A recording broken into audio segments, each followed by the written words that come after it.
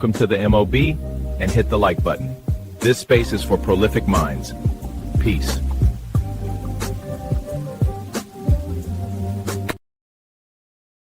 Prolific Minds podcast is brought to you by Raccoon Coin in collaboration with Cooter's Wings. Come on down. You've heard of Hooters, now get ready for Cooters. Okay, let's go. Instead of having waitresses with big breasts, I've gathered the biggest camel toes in the city. All of our waitresses will be circus trained and will be walking around on stilts so you can get the best view of their snatch from the comfort of your chair. And they can queef on command. We won't serve wings, only legs. And I had a dream to be dripping off VVS diamonds. Now I'm flexing on Malcolm and I'm shining. 500K on the wrist, 60K in my mouth. I brush with Windex, gang. She wanted 40, yeah. She wanted 40, yeah. She wanted 40, yeah. She wanted 40, yeah. She wanted 40. So she called me sugar daddy with the caddy. She want money, I want honey. Sugar daddy, you want money? This how you hit on a woman. Hey, baby, I got some Johnson & Johnson baby oil back at the hotel. And if you ashy, I got some Vaseline petroleum jelly. Rub your ass down with. Just let me eat you one time. Just let me eat you one time. And I guarantee you're gonna ask me to stay to your house. You're gonna sleep for 3 days, my baby. I'm gonna show you. I'm gonna make you cry. How you gonna show us? Ay, ay, ay. You need to leave. You need to leave. You need to leave. You need to leave.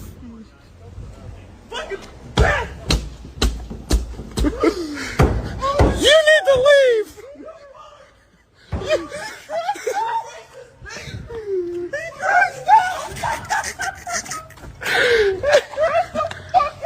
You need to leave.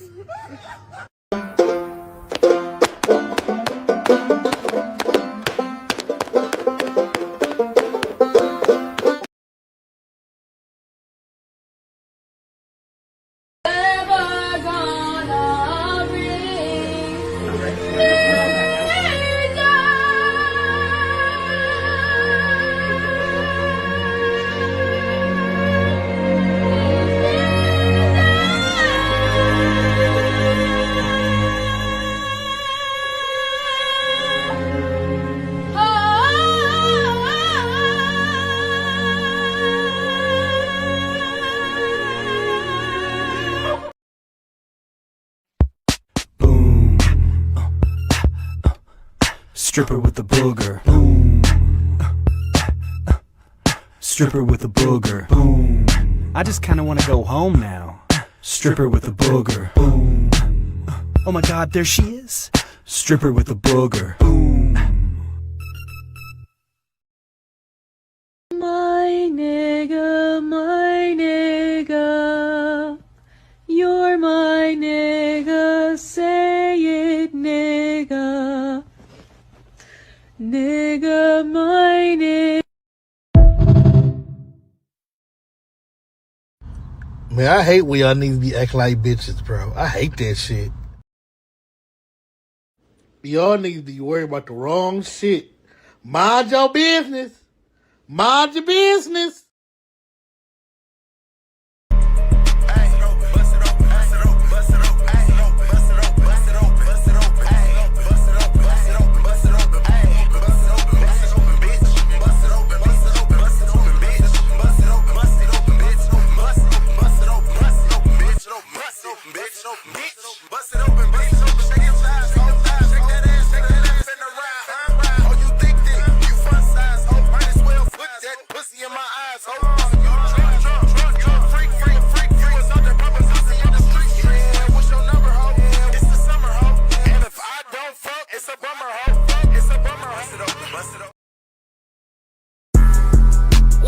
I do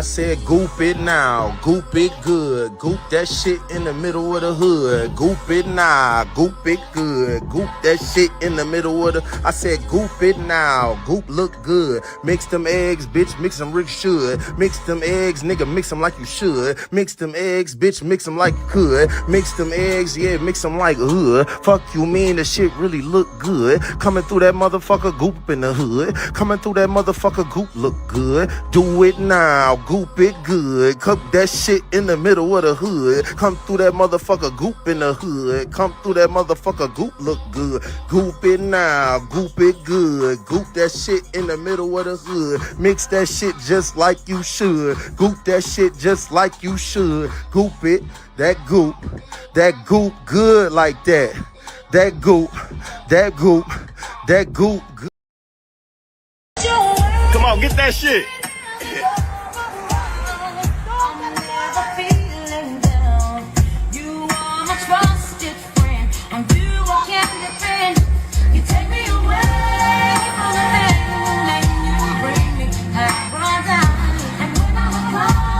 She off that shit, foaming at the mouth.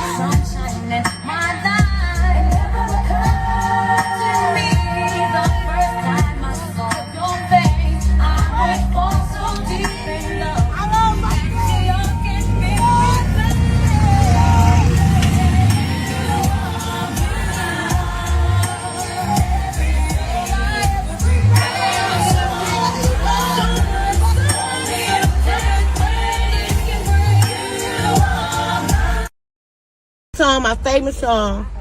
Yours, my eyes. I can smoke crack for hours, even in the shower. Watch me devour, build me a tower. I can smoke crack for hours and hours and hours.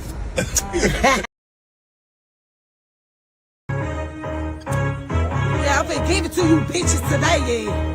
Miss Dick Dash back with another one, ho. You think I was playing with you, bitches? I got me fucked up, ho. Ho. She got that Lulu,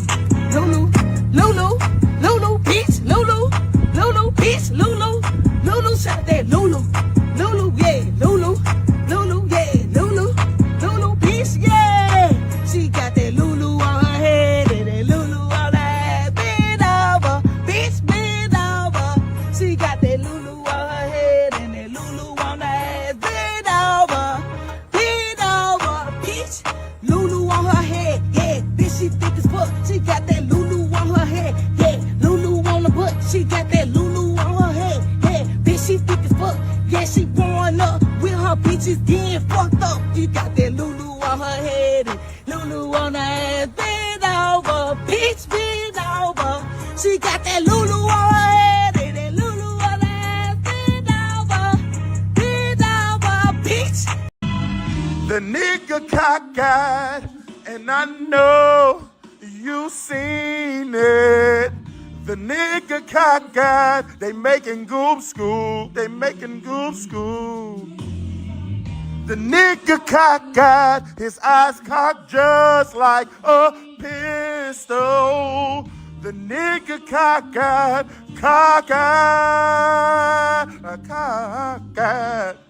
The nigga cockeyed, and he in there making that goop scoop. The nigga cockeyed, he feel you, he for you. The nigga cockeyed, he finna make sure that goop gets sold. The nigga cockeyed, but he got goop.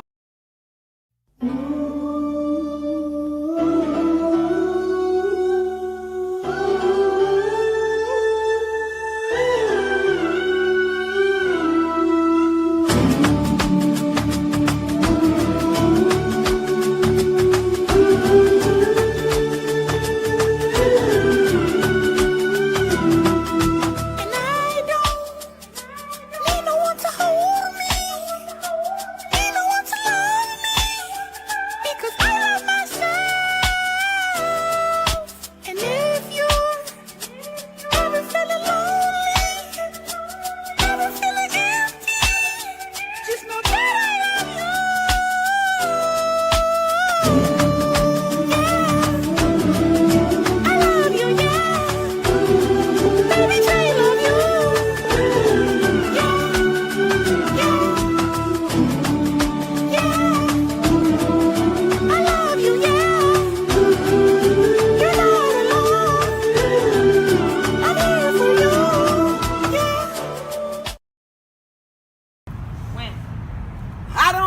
nobody. Yeah. Fucking with me in these streets. I don't want nobody fucking with me in these streets. Come on. I don't want nobody fucking with me in these streets. Oh. Ain't nobody got time for that. Ain't nobody got time for that. Ain't nobody got time for that shit. All right, and that's how. Where all my saltines at? Wearing the MAGA hats. Drunk got titties and he's fat. He look real tired, got bags. White women and hoes, where y'all at? You told us Trump was not bad. 9 women plus all are dead because abortions got banned. Dumb white shit, dumb white shit, dumb white shit. Yeah, nigga.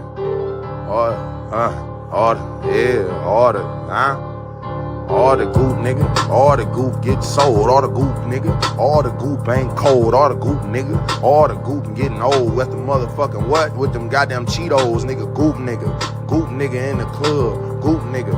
Goop, nigga spin a dub. Nigga, I goop rice. Goop dice, goop life. Fuck you mean, yeah, bitch. I want some goop scoop tonight. Y'all niggas ain't never had goop with the rice. Y'all niggas ain't never had goop scoop tonight. Nigga, goop scoop right. You know that goop scoop right. You looking at that motherfucking goop scoop tonight. Nigga, goop scoop tight. That goop scoop in the club. I don't give a fuck. I get that goop scoop little hug. Big ass piece of that meat. A goop scoop in the street. I don't give a fuck, bitches. That's goop scoop what we eat. Nigga, chopped up the goop, bop up the goop, mix up the goop, hurry up and get the goop for the whole crew. I don't give a fuck what you about to do. Come down the motherfucking goop scoops, bitch, get you a scoop. Nigga really want that motherfucking goop scoop? Come and get. Temperatures like 100 degrees. I'm out here catching flies. Do you want some fries and flies? Y'all niggas want fries and flies. Bitch, I can't figure out what I'm finna put in my mouth. Do you niggas want some fries tonight? Do you niggas want flies tonight? Scooping up fries, baby. I'm gonna eat me some flies, baby. Y'all really acting crazy. Tell me, do you want these flies, flies, flies? Fried flies, fried flies, fried flies. Do you want these flies, fried flies? Fried flies, fried flies, fried flies. Oh, somebody done me wrong, Oh, got me eating flies all along, like long, oh. Deep slipping away from me. Ain't no telling one night long. I gotta eat flies, yeah, go ahead and cook the flies up. Y'all niggas gon' eat the grub and get them flies a little bit of rub. Now tell me, scorpions, centipedes, that's how all my niggas eat. Snakes and all that shit for free, that's how all my niggas eat. Snakes and scorpions, centipedes, that's how all my niggas eat. Scorpion with centipede, eggs in that bitch just for me. Scorpions, centipedes, that's how all my niggas eat. Whip it in a bowl, hit it with the oil, that's how all my niggas eat. Do you want snakes? Do you want scorpion? That's how all my niggas roll. Fuck you mean? Do you want some? I can get you some in the next bowl. All we in this bitch making scorpions whole. Won't give a fuck about none of your hoes. Coming through this bitch, got a scorpion bowl. Centipedes mixed with the rest for show. Coming in this bitch, yeah, scorpion. He don't give a fuck, you could tell by his chin. I don't give a fuck, you could tell I'm a man, cause I'm not eating no scorpion. Fuck you, me. Where all my scamming ass fellas at? Spending that money fast, 20s, 50s, 100s cash. Boy, going at Goyard bag, boosting ladies where y'all at. Stuffing that shit in your bag just to flip it, pop some tags. Girl, go in that Goyard bag. Spend that shit, spend that shit, spend that shit, baby, spend that shit, spend that shit, spend that shit, spend that shit, baby, spend that shit. Woo!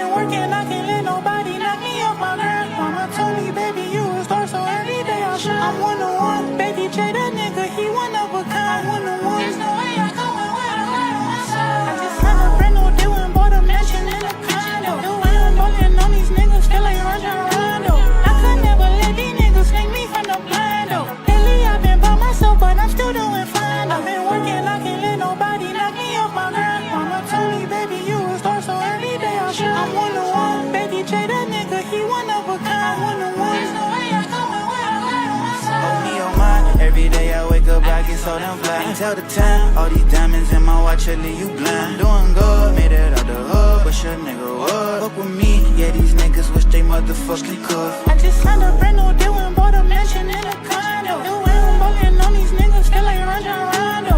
I could never let these niggas take me from the blindo. Lately I've been by myself, but I'm still doing fine. I've been working, I can't let nobody knock me off my grind. Mama told me, baby, you a star, so every day I shine. I'm one on one, baby, J, that nigga, he one of a kind. One on one, there's no way I go and wear a light on my side. I just signed a brand new deal and bought a mansion in a condo. The way I'm balling on these niggas feel like Rondo. I could never let these niggas take me from the blindo. Lately I've been by myself, but I'm still doing fine. I've been working, I can't let nobody knock me off my grind. Mama told me, baby, you a star, so every day I shine. I'm one on one, baby, J, that nigga, he one of a kind. One on one, there's no way I go and wear a light on my side.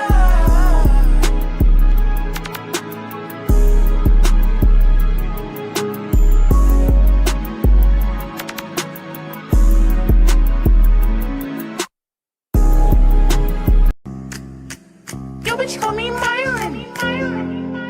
Yo, bitch, call me Myron. King Rocks. Yo, bitch, call me Myron. Told your bitch to King Rocks. Pull up in a spaceship. How about stepping on space rocks? From Baby J, I'm something that the world ain't never seen before. I feel like Kobe Bryant when he changed to number 24. Walk a spaceship, I'm in some shit like a UFO. And yes, I'm with your hoe. She call me Myron, you already know. Don't play no tic-tac-toe with your bitch, always give me X and O. You chasing all these hoes while I'm up stacking, thumbing through these roads. Oh God, what? Yo, bitch, call me Myron. And these niggas know I'm made of chips like a potato head. So much money on me, I look like a nigga made of bread. Yo, bitch, see me get the shaking ass just like he says he read. These niggas softer than a teddy bear, I call these niggas 10. Don't text my phone if it ain't about no cash, so ask your live on red. They was sleeping on me, I woke them up and kicked over the bed. Like free my brother's soul, so they got my nigga locked up in the bed. I hit the studio and then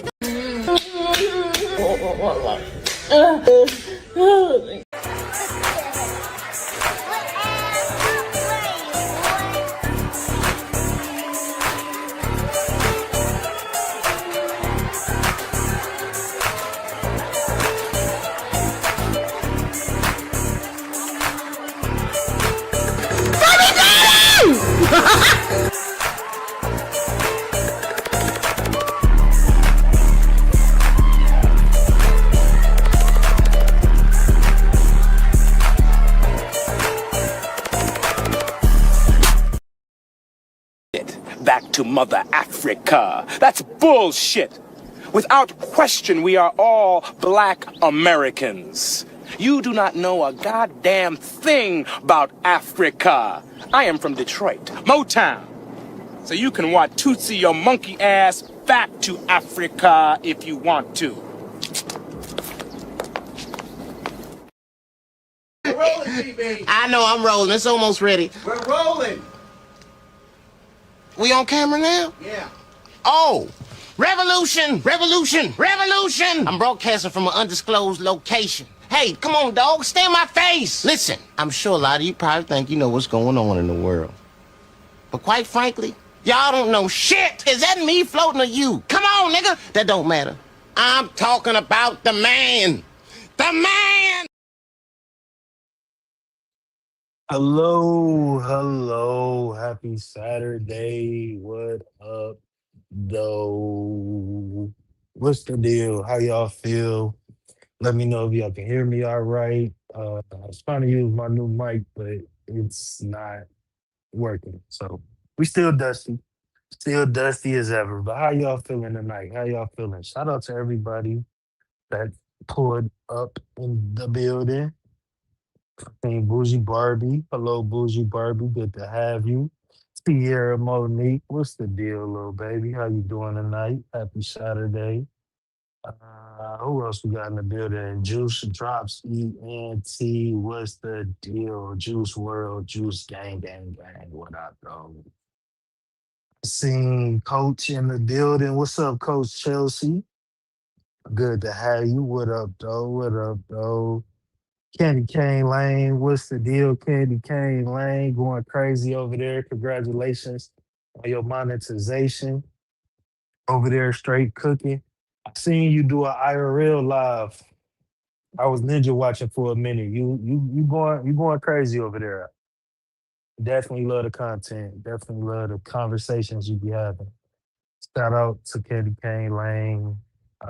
Who else you got in the building? I seen Cree earlier. She said she pulling up later.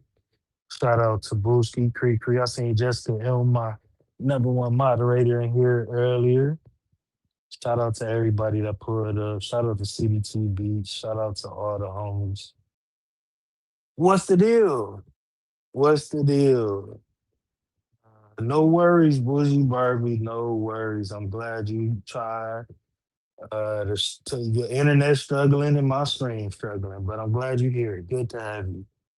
Um, That boy Myron got some heat. That new Myron that just dropped. That shit was a little vibe. He was kind of skating on that. And I got 20. I didn't play drops for 20 minutes. And I still had like 10, 15 drops I ain't played. But that new Myron, did y'all hear your mans was kind of walking on that shit?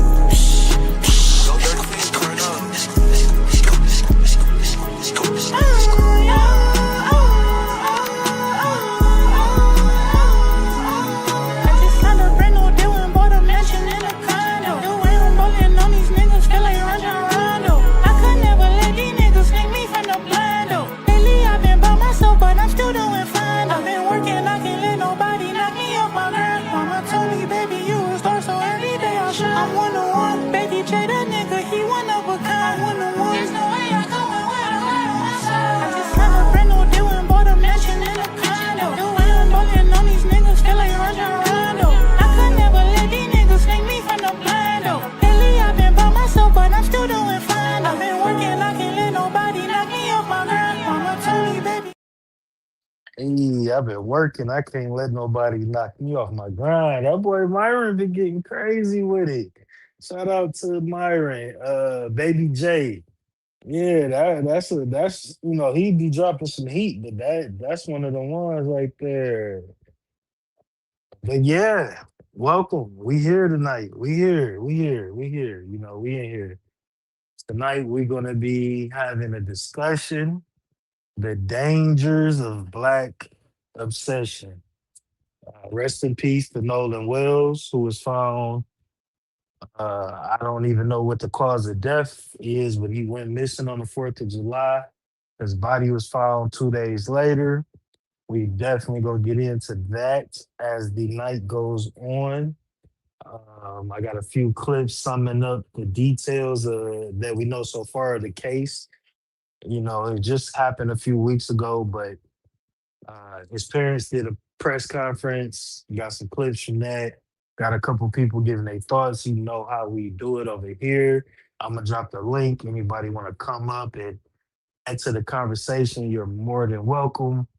We definitely gonna get to that, and I have a few examples of dangerous black obsession. If you've been around for a little minute, if you've been catching some of the live streams, you see I kind of like to do these sagas, and this has been the Black Obsession saga. Probably inspired by the Obsession movie that I still haven't seen yet, but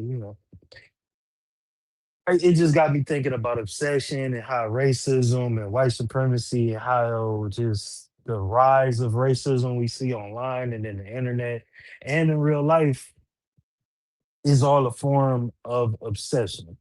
So I've been kind of wanting to slow walk the dog on just my perspective of what Black obsession looks like. There's so many different examples and different variables that go into it, not even just from like white racist people, but just a lot of different anti-Black cultures. It seems like the people that's not um, racist, whether that's white, Asian, Hispanic, or even other Black people, it seems like the ones who's not racist towards Black people have no problem sharing respectfully in the culture. And it's a very stark difference in sharing culture respectfully and appropriating culture, being a culture vulture, and being obsessed with our culture. Constantly pointing out small minority groups of Black Americans, the negative, the small negative minority is an obsession with just constantly we just had graduation and before that prom season you seen the session they just couldn't keep their mouth shut about, oh, look what the blacks are doing, oh, they're dancing at the graduation, oh, they got a Rolls Royce and a helicopter for prom. It's an obsession because why are we always the ones that are the focus? Why is it just something wrong with everything that we do, but everybody else is good, but we the ones that constantly have to be under the microscope, constantly have to be nitpicked, constantly have to be criticized, critiqued, and just shamed for existing. You know, at the end of the day, Black people just be trying to exist. So to me, the way I look at it, it's an obsession. It's an obsessive compulsive disorder down there, you know? So we're gonna get into all of that. I got some clips to show some examples, and then we'll get into the conversation surrounding the mysterious, unfortunate death of Nolan Wells. Rest in power, brother. And yeah, we're gonna talk about it. We're gonna talk about that whole situation. So I hope y'all are comfortable, got your drinks, got your smokes, got whatever you need for the night. It is Saturday night. So we gonna have some fun while we had this conversation. You feel me? Got to do that. We're gonna play 2 rounds of Black Family Feud. You know what I'm saying? I'm trying to let the serious competitors get in the chat because I know they do not be playing when it comes to some Black Family Feud or any game that I see them playing. They get serious with it. So we will be starting off with that. Then we'll get into the conversation. But I hope everybody feeling good in the chat. Let me know if y'all are ready in the chat to play Black Family Feud. Then we're gonna get right into it. It's gonna be a yak night. Like I got a lot of clips. I do have a lot of clips to play, but this is definitely gonna be a heavy dialogue, heavy conversation night. So I hope if anybody has anything to add to the topics, to the conversations, whether you agree or disagree, whether you just want to add to my perspective or you want to give me pushback. If I sound out of bounds, if I'm reaching or if I'm just pulling shit out my ass, come up and call me out on it. You know what I'm saying? Do not, as long as everything is respectful, I invite all conversations, all thoughts and perspectives to pull up. Just, all I ask is to keep it respectful. And if we get crowded up here and there's a lot of people, just be respectful of each other and let each other talk and land their planes without uh, talking over each other so that we can actually understand each other and have a conversation. Communication, you feel me? But yeah, that's it. Yeah, that's the move. That's the vibe for the night. Look. If y'all ain't ready to play Black Family Feud, I'm ready to play Black Family Feud. So I'm gonna give y'all a couple seconds to let me know in the chat where y'all at, cause I know y'all grabbing y'all pen and y'all paper, y'all loading up Google. You know what I'm saying? Loading up Chat GPT, trying to make sure you're ready to get these answers. And I took a listen to the questions. Two really good questions. Two really good questions. So we should have some fun with that. We should definitely have some fun with that. So Jessica Helm said, okay, I figured you was driving, Jessica Helm, and you know you're doing 150 miles an hour, so don't run nobody off the road trying to play Black Family Feud. Don't run nobody off the road. So I give y'all a second to get it in. I give y'all a second to get it in. I'm looking over the clips that I have, and um,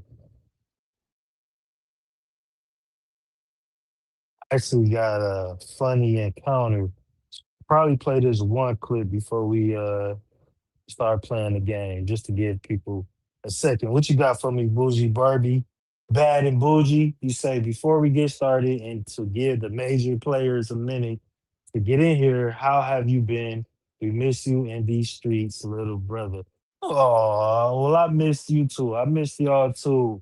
Last weekend was the 4th of July, and I did plan on streaming on the 4th of July. I actually wanted to stream on the 4th of July and talk about the new Ku Klux Klan members that were marching on DC on the 4th of July. I wanted to have that kind of conversation. I wanted to have like a conversation about Independence Day, and it was a big debate going on online about should black people celebrate the 4th of July or only celebrate Juneteenth, which I do feel like black people should celebrate both, even though I do understand we were enslaved during the 1776 during Independence Day. I do understand that, but I said it. I said it when we streamed on Juneteenth that I think Juneteenth is the most American holiday, even more than the 4th of July. I think Juneteenth is the most American holiday you can celebrate. It's not just for black people. It's a black American, excuse me, celebration. But yeah, you seeing them crack ass crackers marching and wearing a mask and hiding. Cause they always gonna wear masks because they don't want us to realize how intertwined with our society these racist people are. Doctors, teachers, garbage men, restaurant dishwashers, policemen, lawyers, judges, they all share a commonality when it comes to this racism. So they wear the mask, just like, you know, they made light of it in Django, but they wear the mask to keep a mystery about themselves. And I actually been well, but the reason why I did not stream on the 4th of July was because my power was out for 5 days. Okay. Here, if y'all know I'm a Detroit, Michigan resident. I am from Detroit. I am the spirit of Detroit.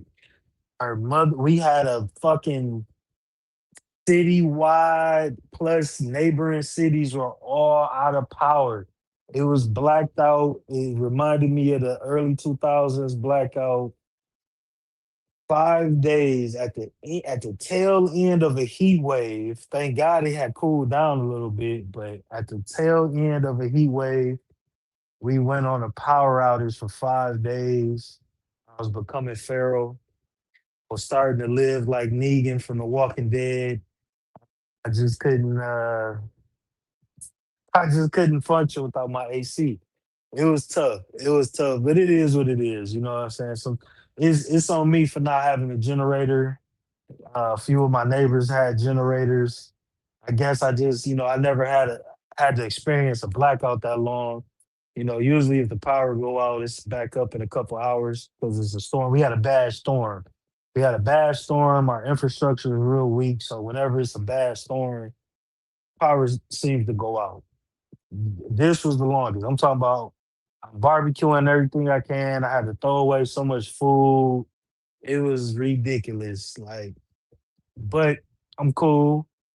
And that's why I didn't stream. I didn't have any power. No Wi-Fi, no lights, no nothing. But did miss you guys for sure.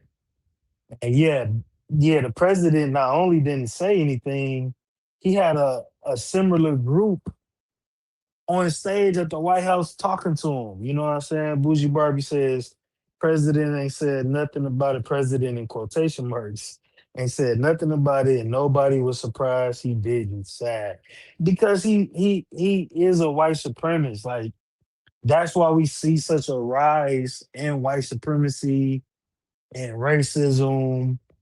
All of this replacement theory, they panicking as they're slowly approaching becoming a minority in America for the first time. So you just seeing like a badass kid lash out, you know, and he's the leader of it. You know, he surrounded himself with a lot of racists, even though he might not have said just outright racism. He do a lot of dog whistles.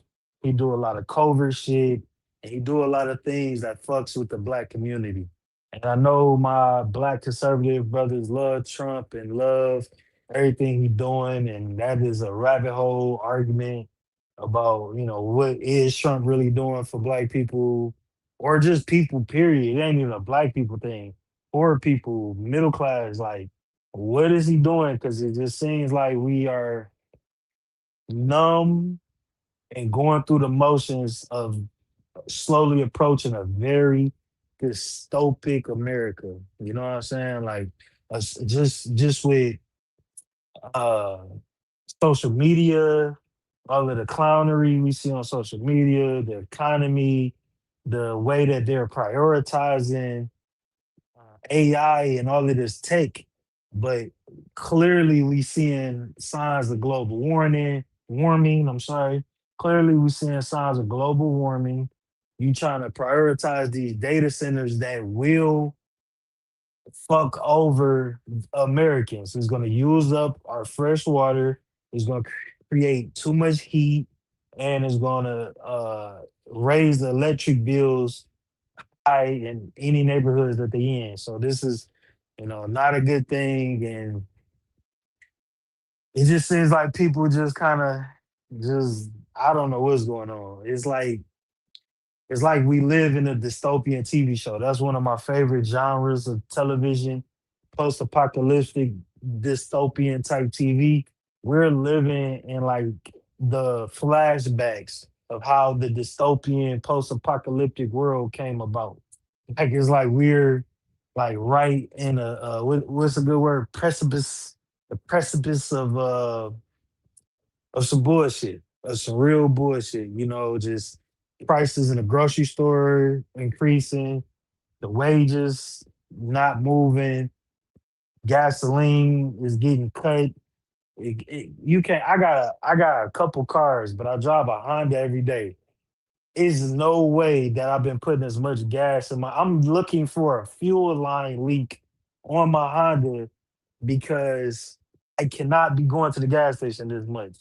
You know what I'm saying? Like the is you know can things change and turn around? They can, but I just don't think people care enough to make sure they do. Like this mix of social media embedded into our normal everyday life. Everybody just looking for talking points and talking heads, and those people are just looking for money and attention and clout and to have a following so they can get paid and get rich to kind of save them from dystopian type shit. It's a bad cycle. It's a bad loop. Yeah, that's another good point. Bad and Bougie says she thinks people are too worn out to fight back right now. Yeah, we tired of this. You know, in the 2026, in the big 2026, a lot of these things shouldn't be a problem, shouldn't be an issue. Life should be getting easier. Life should be getting more comfortable. Money should be getting made frequently. Like people should be able, a lot of the content creators and there's certain avenues that you can get into that can be lucrative, but if you just like trying to work a 9 to 5 or even a lot of business owners, it's tough and it's tight out here. Everything is getting so expensive. The tech, the new iPhones are about to come out. They're gonna be record high prices. GTA coming out, and I was looking at getting a PlayStation Pro. I already got a PS5. I got my daughter a P5. I was thinking about getting a PlayStation Pro. You know what I'm saying? That motherfucker is $900. This is insane. You feel me? I'm looking at building my PC, and I just don't understand why every day that I look at, a CPU, a GPU, uh, the prices are going up 50, 100, $150. Everything is like in back order. If you want some good stuff that everybody know about, everything is hard to get, everything is hard to find. You know what I'm saying? The grocery prices just had a 5-day blackout and I had to throw away food. I almost dropped a couple tears because it's like, man, it's too expensive to go to the grocery store and replace all of that stuff right now. I'm about to hit Costco tomorrow, but you know, it just don't seem like this is what people should be trying to steer the direction of America in. On top of all the racism, Jake Lane's got the Klan, the White House. You got just the Chidusi dude. It's just so much racism going on in 2026. It just seems like as a society we would be working towards alleviating these problems. You got Elon Musk talking about going to the moon, and you got people trying to build cities underwater.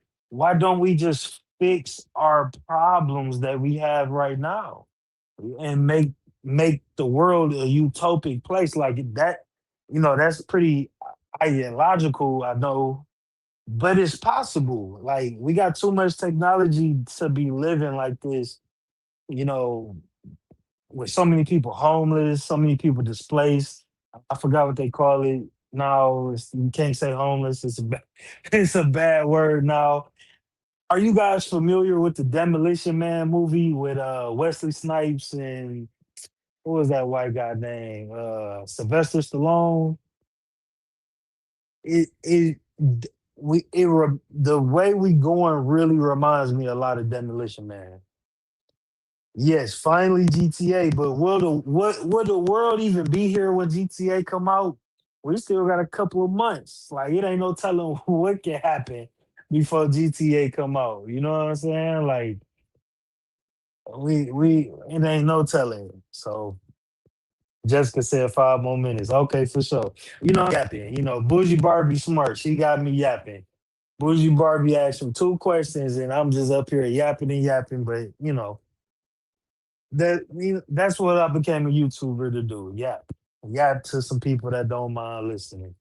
Yeah, I really do think if I could get into my conspiratorial bag, I do think we are going into a dystopian future quickly, like some Book of Eli, Demolition Man, I Robot, like like these type of movies. Like we may not be just all out there, but we're in the timeline that if those things was to happen, this is the beginning of those things happening. You know what I'm saying? That's what it looked like to me. Or maybe I just watched too many of these movies.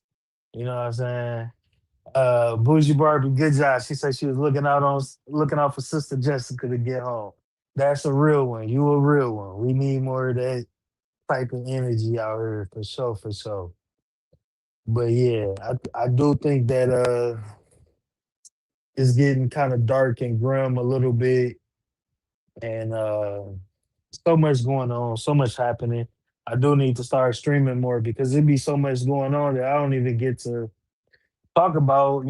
I if you guys be in these YouTube streets, I do pop up on people panels when I can and just chop it up about certain stuff. Maybe I'll start going live vertically when something happened and just get my thoughts on it, just so I can create a little more content. Because I did want to talk about uh, that Klan rally that they had. I wanted to talk about the 1 year old that got murdered by the police in that car at Walmart. It just be so much going on. And people so quick to take different takes and perspectives on it. And it's real life going on. It just look like an internet headline to us. But these are real people getting affected. You know what I'm saying? Real loss of life is going on. That's why you can't tell me racism don't exist, and you can't gaslight me about a lot of stuff. You can't gaslight me about a lot of stuff because I see it. We see it. We see what's going on. You can try to gaslight me, but I'm not going for it. You know, I'm not going for it.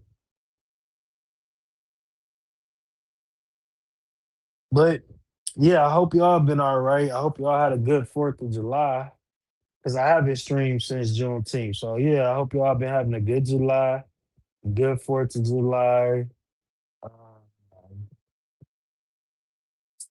hope it's not too hot wherever you at. You know what I'm saying? And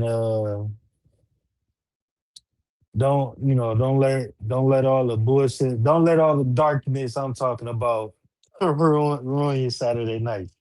We definitely gonna still live and still find a way to enjoy life as it move. You know what I'm saying? Gotta still enjoy this thing while it's going.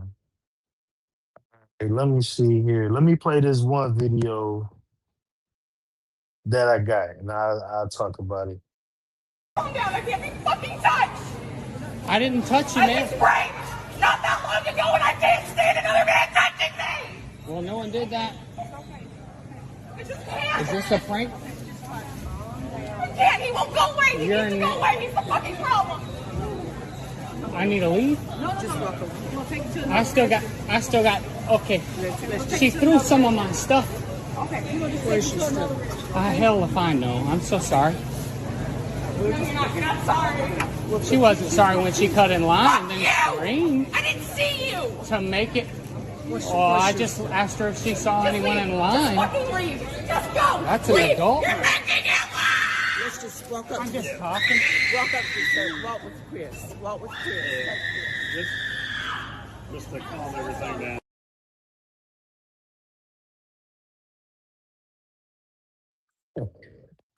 I don't know what the hell that is. I had to download it though when I heard her screaming.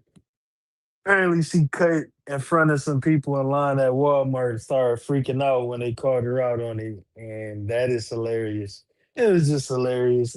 People, it's something that I say a lot in real life. I probably said it up here a couple times. But mental health, like the average mental health in America is low. It's very low. People are really on edge out here in the world. Black, white, Hispanic, Asian. It don't matter what you are. People's mental health is low. And I think we starting to see a lot of the side effects of so much social media and being on our phones so much. Everybody can't handle that. And people's mental health is at an all-time low. That lady was freaking out, talking about getting raped and all type of craziness. People's on edge, man. You gotta be careful out here. People are on edge. That's why I minds my business. I kick it. I talk to everybody. I speak to everybody, but I minds my business. So I would have seen some shit like that. I would have either hurried up and got my stuff and got out of there. I would have just left my shit and left. Cause I ain't got time for the trench coat dude coming in with the AK-47. Like that's where my brain gonna go. Like this is, let me get the fuck out of here. Yeah, bad and bougie. I don't really be in Walmart either. I do not blame you. I do not. Well, you just never know what you're gonna see at a Walmart. I don't even know if I've been to Walmart this year. If I have, it's probably been once or twice. If I've been to Walmart this year, it's been one. You know what I did? Because I needed to grab a jump starter and quick. So I just ducked in a Walmart. So I know I've been to Walmart at least once or twice this year, but this is not something that I'll make a habit. We got other places. I ain't really been in Target. I know we was boycotting Target till Jay-Z just canceled that. I did want to talk about that too. Jay-Z definitely did what he do best. But we got Meyer, we got other stores to go to. Walmart, I'm straight. It'd be some crazy motherfuckers up in there. But all right, we gonna get it started. Let's get into Black Family Feud, and then we're gonna get these clips from Low, Lean, and we got the first round. And I played a couple of times while y'all throw me some answers. We asked 100 black people. That's right, y'all. We are up to 100 people on the survey. Thank you so much to our patrons. Finally, if you've never seen this movie before, your black card needs to get revoked. Hide. Hey, that's a good one. And we waited for Jessica M, but she probably not gonna get none on here. Well, but you just ain't watched the movies. So you know all the movies you need to watch. But yep, Juice. That's a good one. That is definitely one of them for sure. See what I'm saying? You know all the movies. New Jack City. Uh, Fun fact about New Jack City. New Jack City was based on Detroit and the Chamberlain brothers. New Jack City was based on Detroit and the Chamberlain brothers. And the building that they had, I actually grew up a couple of blocks up the street from. So, yeah, a little fun fact about New Jack City. I'm going to put on for my city. Bougie Barbie said color purple. Yeah, yeah. I've only seen that once a long time ago. And I really don't even, excuse me, I get that movie confused with Beloved and Driving Miss Daisy because I seen all of the movies one time around the same time period.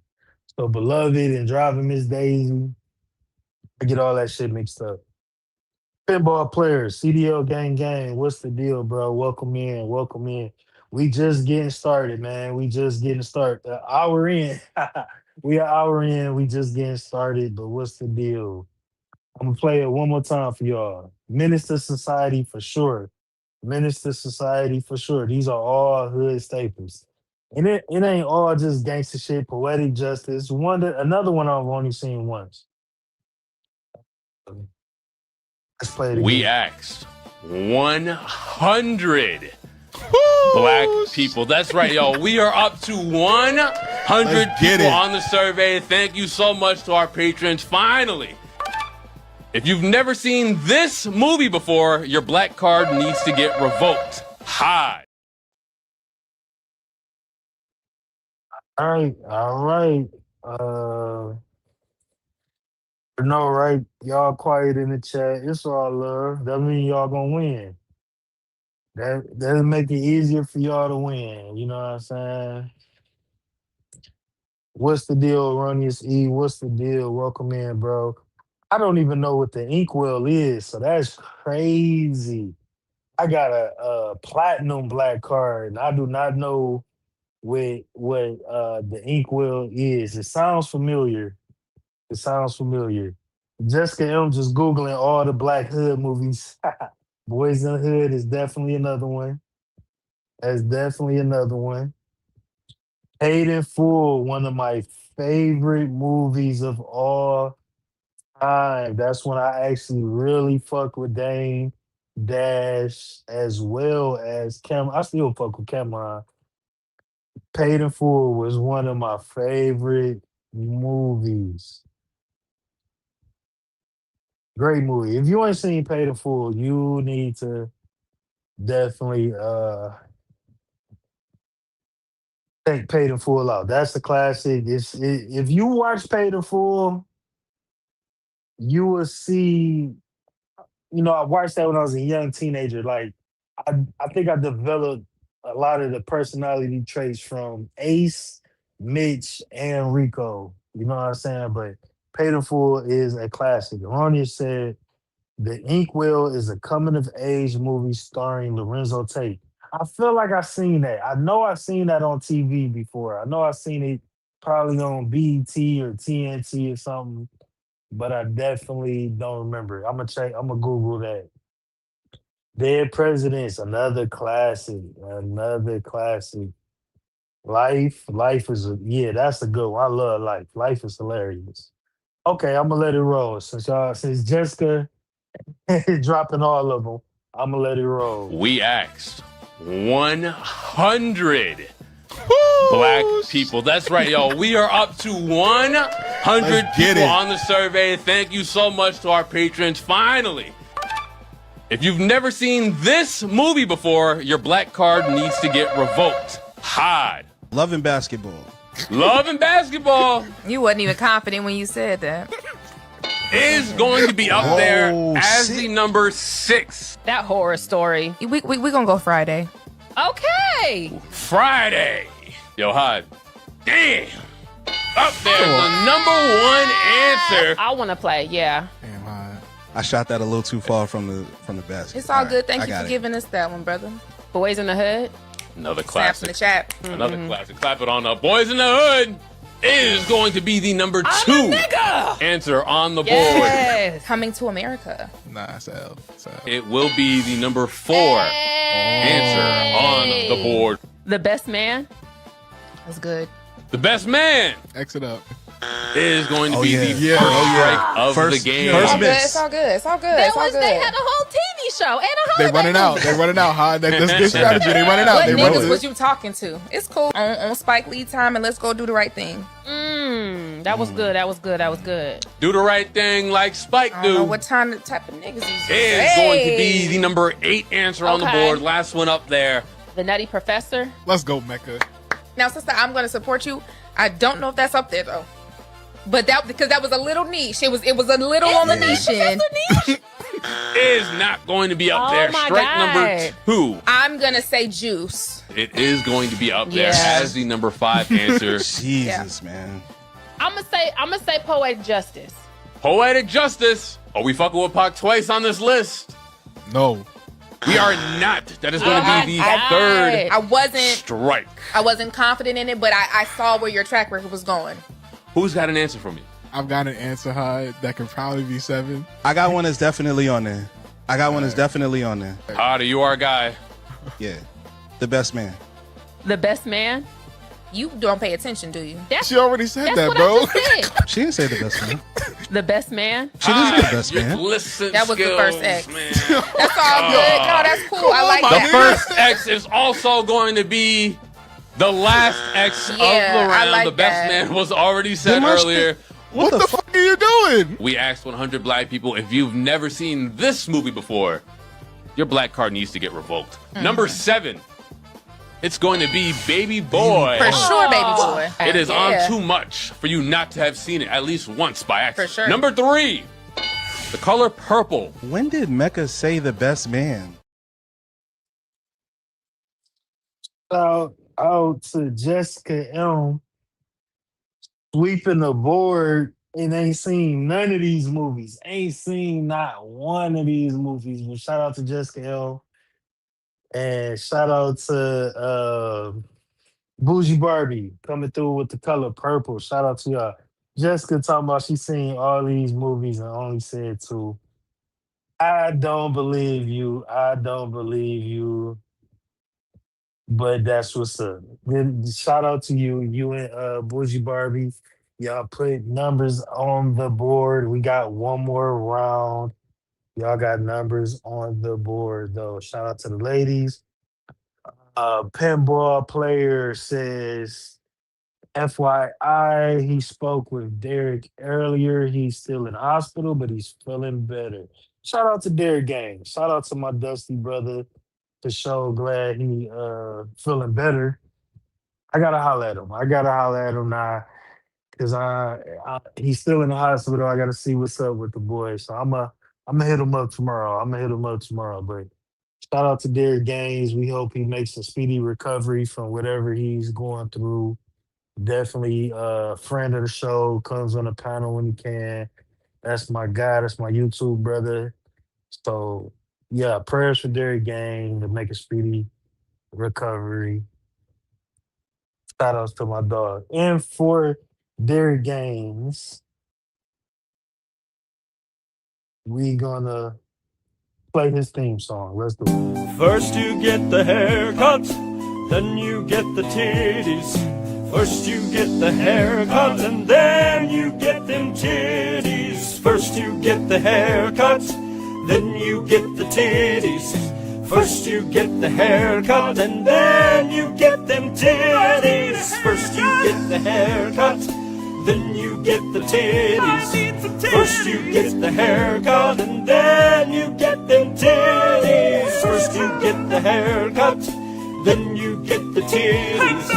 First you get the haircut, and then you get them titties. First you get the haircut, then you get the titties.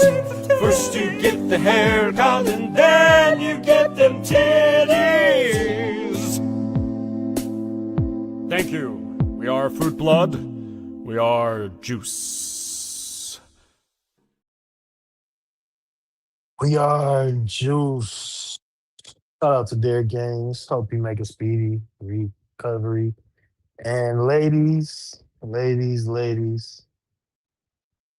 did forget about you. Here's your prize. Close your eyes. Thank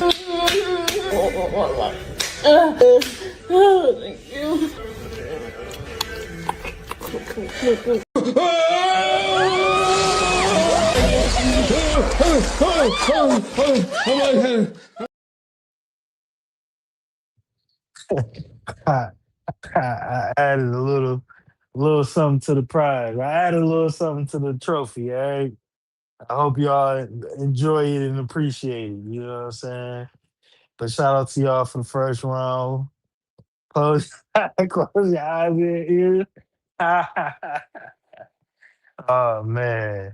All right, let's play this other round. Then we're gonna get into the content. We're gonna get into the content. Let's get it. We asked 100 black people, name phrases you would hear in a black church. Jamila. I'm gonna play it again in case y'all didn't catch it, but name phrases you would hear in the black church. Oh man, I grew up in church. My dad was a minister. I grew up in church, and they just all started flooded to me. They just all exactly. Amen. Yep. I ain't even gonna see. Yep. God is good. That's exactly what I was saying. First thing popped in my mind. Yep. Uh, thank you, Jesus. Praise the Lord. I know people that answer the phone. Praise the Lord. Like this church shit gets deep. This church shit, I'm having traumatic flashbacks of church, but yeah, it gets deep out here. Hallelujah. Hallelujah. Shambhala pana mana na na na na. Say it. Y'all going in. Y'all flooding me. Won't he do it? You better preach. You better preach. You better preach. Oh shit, y'all flooding it in. Y'all flooding it in. Yeah. I'll play it one more time. We asked 100 black people, name phrases you would hear in a black church. Jamila. Phrases you will hear in the black. Y'all, I think y'all said everything that's on the board. I ain't gonna lie. I think y'all said everything on the board. Is probably two more I could think of. Yeah, I don't even know what they be saying in church nowadays. All right, all right. Yeah, I ain't been. I was in church. Jessica said she hasn't been in church since she was a teen. I actually went to church a couple times a couple years ago. 4 years ago, 5 years ago. Um, Ronia said tithes and offerings plate is coming around. Yep, yep. Close the doors. I said close the doors. Chelsea said they say clock it past the night. Oh my God. I hope they not in church talking about clock it. That is insane. Hush in the name of Jesus. Yeah. Yeah, I need that drop. I need to get that drop from Coop. So for sure. Uh Let me play it. Let me let We it asked roll. 100 black people name phrases you would hear in a black church. Jamila. God is good all the time, and all the time God is good. You gotta say it in the energy. God is good All the time. and all the time. God is good. There we go. That works. You heard her. Number one answer on the board. come on, 24 we gotta stop doing this. Mecca, we're making our way over to you. Take your time, baby. You gotta say it like you playing. Like you gotta say it. Take your time. Take your time, baby. Imagine a child stumbling over their Easter speech, and then you say, take your time. It's essentially a church boo. You suck.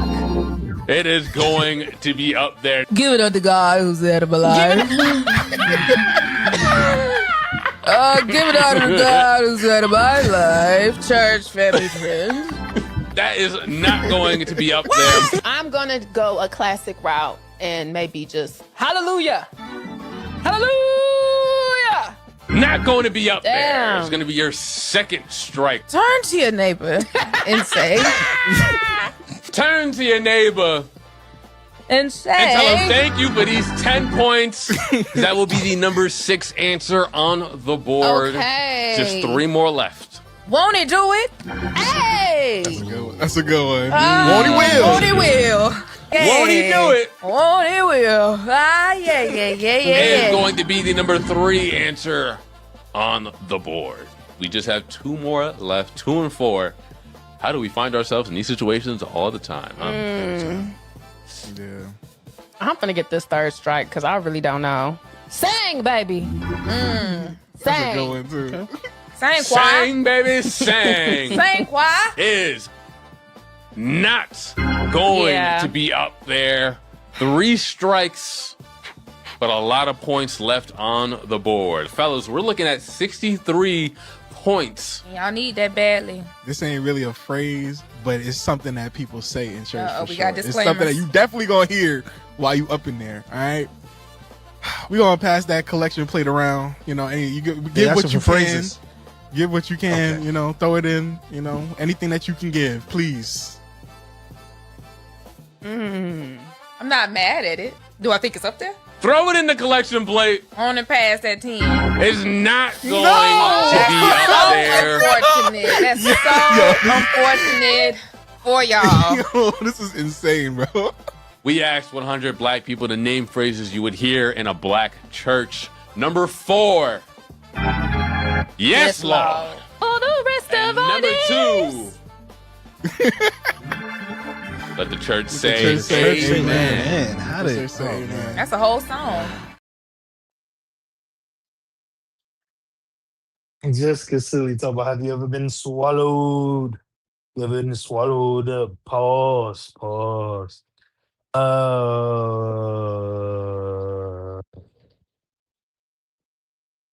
Let me see. Yeah, Juice came through. Juice came through. Okay, Juice came through with the 3 point slip to 4. We know who was in church. I'm surprised. Hallelujah and giving honor to God who's ahead of my life. I'm surprised them two wasn't. And turn to your neighbor. If I ain't man, turn to your neighbor. Say neighbor, neighbor. He gonna do it for you. He gonna do it for you. Ha. Ha. Yeah. I'm them church Sundays back in the day was hilarious. Yeah, I ain't gonna lie. Jay Walker came through and took the win. We got Bougie Barbie on the board with a point, Jessica M with 2 points, and Jay Walker stole the show with 3 points. Shout out to y'all. Shout out to everybody who participated in Black Family Feud. Your trophy right here, Jay Walker. If you ready to present, if you ready to receive, if you ready to receive, can I get an amen? Can I get an amen? If you ready to receive this blessing, let me know if you ready to receive.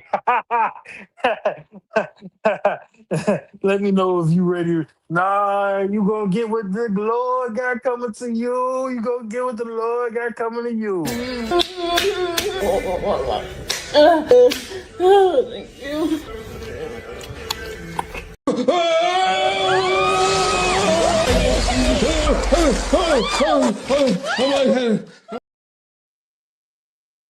Baptize. Had to baptize you real quick. Jay Walker had to baptize you. There you go. There you go. Can I get an amen? Can I get an amen? Oh shit. Let me stop playing. Let me let me stop playing up here, Chelsea. Oh man, but yeah, that was Black Family Feud. I forgot to play it at the beginning. I'm gonna play it now though. Punk ass, bushy ass, hook ass nigga. That was the wrong one. Nigga.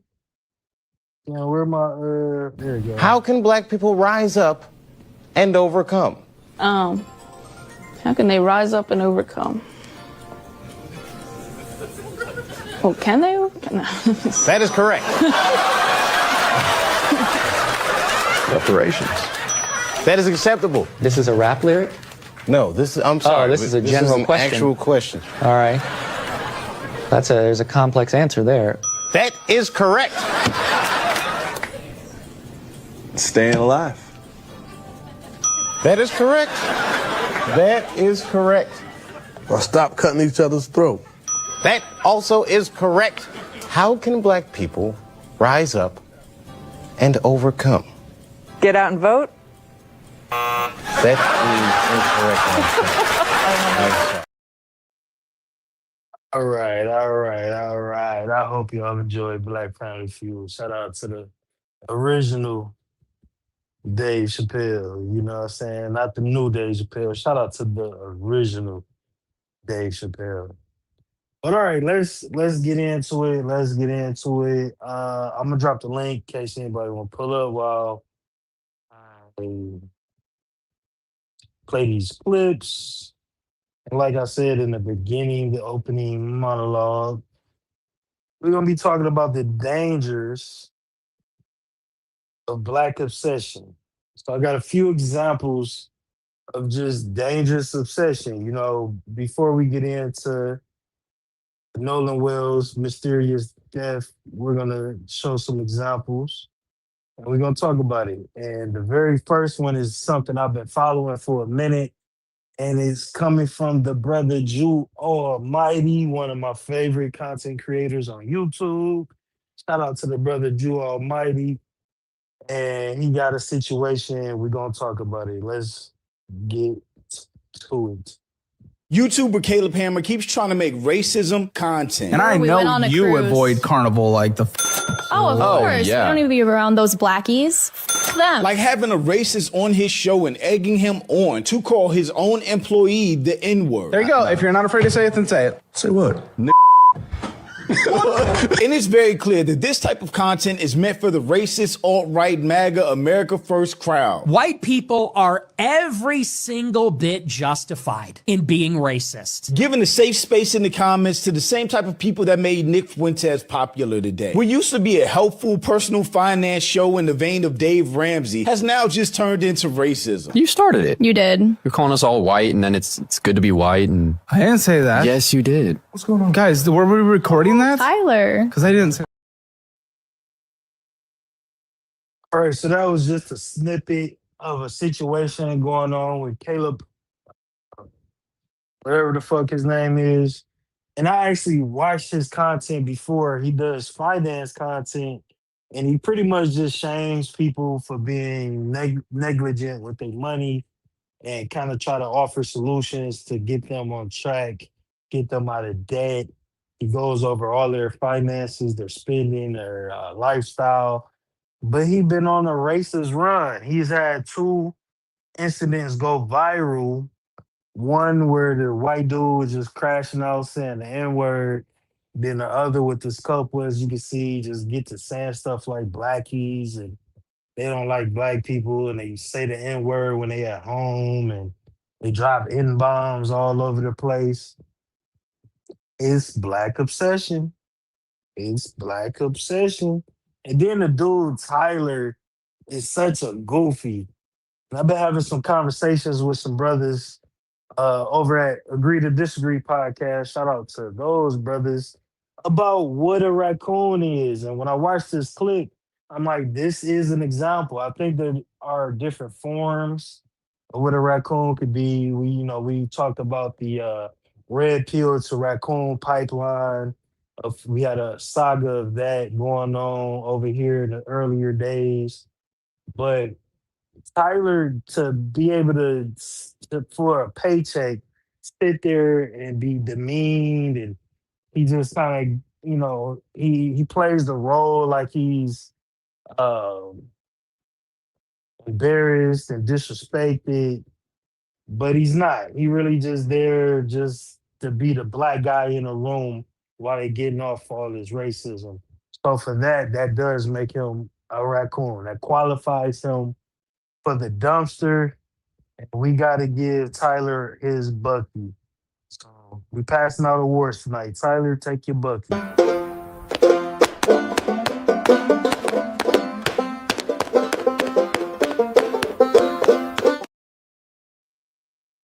Yep, and now you can ride off into the sunset.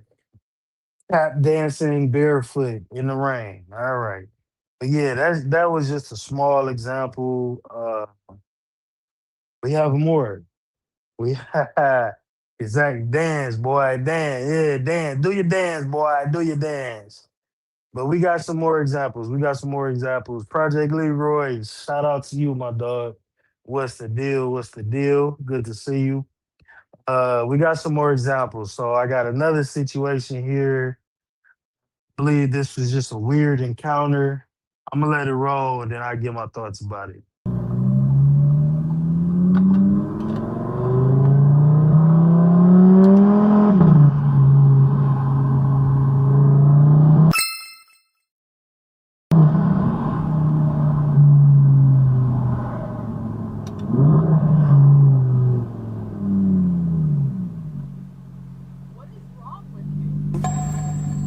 Huh? What is wrong with you? Why is this car so loud? It's a sports car. It wasn't even that loud. I'm in Yeah, but I'm in individual mode. It's not even. right, but you're also speeding in a school zone. Are you sure about that? It's a Saturday. There's no one out here, and I wasn't even speeding. The car's just loud.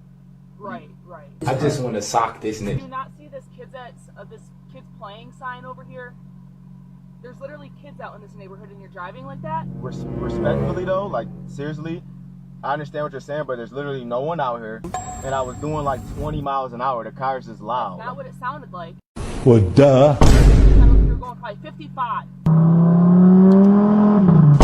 So you're yelling at me, right? You just walked up to a random stranger's car, and you're yelling at me based on what you think you heard. No, I know what I heard. What did You you? were going 55. Huh? I don't understand. I don't understand This is exactly why we don't want your kind around here. Wow, man. So that's what this is about. You're goddamn right, brother. Have a good day. Black car, black car. All right, have a good day. I'm like, what he say? Fuck me. Yeah, exactly, Jessica. Why can't they mind their business? They can't. It's black obsession. It's black obsession. Black obsession. This girl, this woman, this Karen gonna say this is exactly why We don't want your kind around here. As if black people are the only people in sports cars and muscle cars. That is an American thing. I love cars. I got me some loud shit. That is just what comes with it. The brother wasn't speeding. Uh, yeah, he was being real respectful because we gotta, you know what I'm saying? We gotta move a certain way because she gonna be quick to wipe tears and police, he yelled at me and all this shit. So you gotta be on your toes. That's why I do think that, especially if you got you a nice car, you got your muscle car, you got you something with some noise to it, or something that could get up, get fast. You guys to have some type of recording device. I think it's important. Keep you out of a lot of trouble. What up, Cases and Cam? Shout out to you, Danny Omega. That shit was insane. Bougie Barbie says, "Where did she come from? Was she standing on the corner waiting on black people to pull up?" She was sitting somewhere with some binoculars. She would have been sitting somewhere with some binoculars waiting. There one of them go right now. Yeah, Erroneous. Yeah, you know what I'm saying? That nigga gonna come out for sure, for sure. You know what I'm saying? And he probably used to a lot of attention because he got a nice ride. So uh he probably just, being on his P's and Q's, he recording, you know what I'm saying? So it's black obsession though. I know that. It's an obsession. Chelsea Silly, I see you over there in the chat, Lesson, talking about some praise Jesus. I wasn't there because I would have took a charge, defended. Chelsea would have jumped out so quick. Where do you better go back in the house. Chelsea would have hit her with one of them. You need to leave. Oh shit, damn! If I would have had my drop ready, that would have been on point, huh? Because I surely don't see it. You need to Hey. leave. You need to leave. You need to leave. Yeah, Chelsea would have been on it. Pooh man. What's that deal, my dog? What up, though? What up, though? Good to see you, brother. Welcome in, man. Welcome in. Couple people pulled up. What's up? DRX, what up, though? What's the deal? Welcome in, brother. Good to have you. Good to have you, man. But yeah, just a few light examples of black obsession. We gonna keep moving. We gonna keep moving. Got a couple more before we get to the heart of the conversation is truly just gonna be discussing what happened to Nolan Wells, but we'll get there in a minute. Then enters Johann Blumenbach, 1775. He's the one that coined the term Caucasian from the Caucasus Mountains. What he did was literally take skulls, he measured them, and he declared that Europeans represented the original, most beautiful, most complete form of the human being, and that everyone else was a deviation from that. That's pseudoscience or fake science. So again, none of this was rooted in nature or biology. These were choices that men in power made. And here is why it mattered, why they needed it. Because to justify chattel slavery, which is the people as property model, you have to first convince folks that this group of folks, they aren't fully human. Hey, and we can get into chattel slavery too, because many of us have not been taught about this people as property model, and it goes deep, y'all. You can't build an economy on the bondage of people who you think are equal to you. They gotta be seen as less than, as property. So you build a science that says that they are not equal to you. Then you make it legal. Then you make it look natural. Then you pass it down as facts. So when the waves of European immigrants came to America, groups that had been excluded, Irish, Italian, Eastern European Jews, they were gradually absorbed into whiteness. That category needed to expand to maintain its power. See, voting rights and land ownership were tied to citizenship. And the Naturalization Act of 1790 made citizenship available only to free white persons, which meant that being white was a prerequisite for being able to vote, for being able to own land, to being able to have any say at all. So expanding who counted as white was expanding who counted. That's how the political majority sustained itself. Yo, so you may be asking, why does any of this matter today? Because we are still living in that same contract. We still have systems, laws, neighborhoods, wealth gaps, school systems that were built on top of these systems, on top of these choices. And if you don't know the system, you can't interrogate it. You can't ask yourself questions like, yo, is this working for me? Is this true? Did I choose this? The goal is always the same. Know where what we've been handed down came from so you can decide what to do with it. Hey, what y'all want next? Professionalism? Immigration? I got y'all. Drop it in the chat. All right, so that shout out to that sister dropping some fire. And that could lead into a few different conversations. It really could go into the infrastructure of systematic racism. We could parallel a lot of things to now, from then to now, that enforces systematic racism. And that'd be good for the argument of systematic racism doesn't exist today, even though it does. But what made me want to include this clip into what I'm talking about tonight, which is Black obsession and the dangers of it, is that when the creation of whiteness happened in America, it was created as a polar opposite to blackness to justify slavery, right? Like white was the whole humans, blacks was the 3/5 of human. So that obsession with being white and what comes with white instead of European, Irish, Greek, Italian, Jew, whatever ethnic group they were. Once they came to America, it was about being white, being American, and being patriotic. So to always uphold that, I do think that's one of the many fundamental pillars of racism and black obsession, is the fact that whiteness and excuse me, whiteness is always has to contrast to blackness. So there's always like a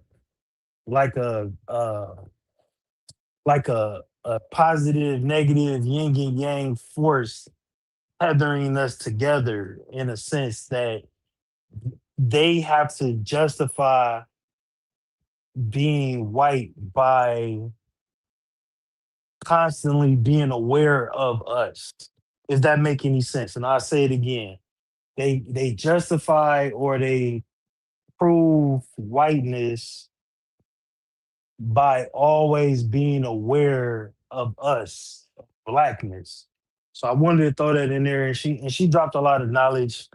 I see Chelsea fucking with it. Yeah, she did drop a lot of knowledge, and I got a few more clips like that for a different conversation that I got in a tuck, but I'm gathering that for a different conversation. So we'll go into more history. I love me some history. I love American history, as dark and fucked up as it is. I do love American history because no matter what, it's history. And no matter good, bad, or indifferent, how you feel about it, it is the history. What we, you know, can take from history is making changes today. We don't have to reflect so much of what was going on in the past today. And yes, shout out to Chelsea. Chelsea's birthday is Monday, I believe. So happy early birthday to Chelsea. Y'all make sure y'all tell Chelsea happy early birthday. Make sure y'all give her a sub and go like her videos as a birthday gift. You know what I'm saying? Shout out to Chelsea Lynn, Coach Chelsea Lynn, our resident NFL commentator. And Pooh Man, I didn't know about the 5th of July either, brother. I'm gonna do some more research and looking into that myself. And what up, Stephen James? Welcome in, bro. Welcome in. The link is in the chat if you want to come up, Stephen. What's the deal? But yeah, so that's, and another a big part of that message and the creation of whiteness was also the creation of colonization. Colonization is a big part of white culture and white history. So we got another video by the brother Jew Almighty talking about that. And I'm gonna get my thoughts on that. We're gonna let it rock. Let's do it. White Christian nationalists are really out here using the Bible to try to justify recolonizing African nations. And the answer to this paradigm is not endless foreign money. That's not the answer to this problem. The answer is to return to European Christian colonization of African nations. And what's even crazier is they actually see their oppression or colonization as good things. In fact, the only times that African nations have seen significant and sustained civilizational improvement is when they have come under Japhethite supervision. Which makes it even worse that they're still trying to use religion to oppress black people around the world. Convincing the oppressed that their suffering was order, that obedience was holy, and that freedom was chaos. They used everything, religion, education, even language, to reprogram people's sense of self. Which is why so many black people have problems with Christianity and other religions now. Because so much of it was used by evil people to oppress us. Shout out to Jew Almighty, again, one of my favorite YouTube creators out here. Yeah, that is a big problem that a lot of black people have with Christianity. That was actually one of my first issues with Christianity, was the weaponization of Christianity against my people. So that was something that definitely pushed me into learning and thinking other things and kind of, taking in other information. Like it kind of broke my just natural chain to Christianity, was understanding the horrific ways that it was used to inflict evil on my people. You know what I'm saying? So, and that again is another conversation that we will be having soon. I definitely want to have some religious conversations over here. I know those are very hard, very sensitive conversations to have, but I think it's important. I think it goes along with a lot of things that I talk about. So we definitely going to have those conversations. But what made me want to include that clip tonight is that, again, that is colonization. Colonization through Christianity is another pillar of racism and black obsession.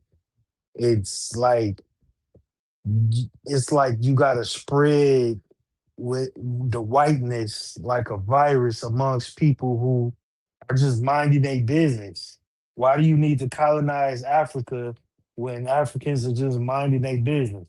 Africa would be in a way better place for the most part if it wasn't for colonization.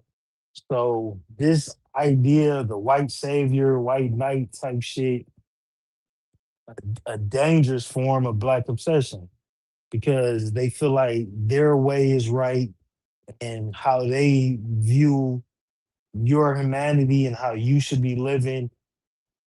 You need to receive their way of living or die. And you dying would, you either conforming to the colonization or dying is better than living the way you've just been living your whole life for generations.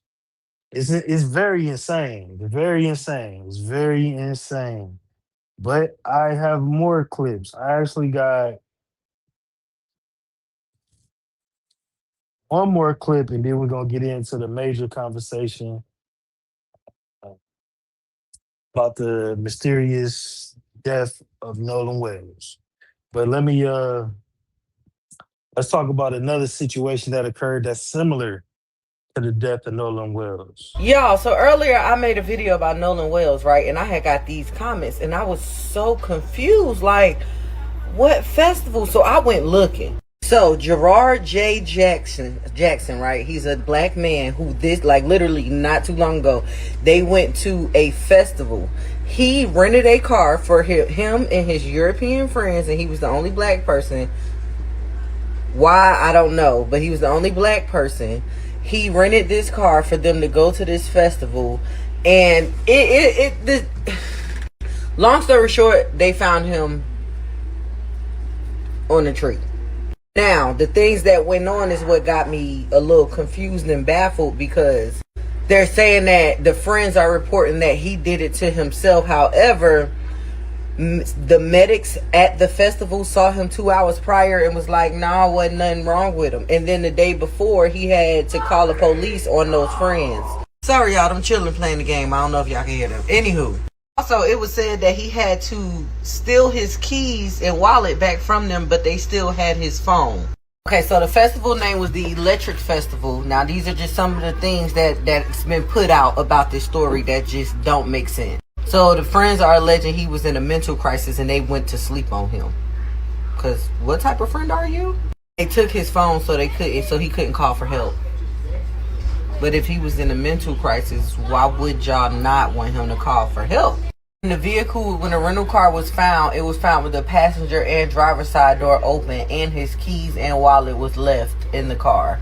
They're claiming that he left the campsite alone with just his keys and wallet. But like I said, he had to take that back from them. Why was y'all taking his stuff? And his bank account was somebody attempted to use it when he was found, even though he wasn't found. Well, you see the confusion here? You got people out there encouraging people to still be the only one. This is another story, and it's only been a week since Nolan Wells. Yeah, so shout out to 3AM. What up though, my dog? And shout out to Janesta Coleman. What's the deal, Janesta? But yeah, so this was another situation, very similar story to Nolan Wells. It just happened recently, and the brother was found hanging from a tree. So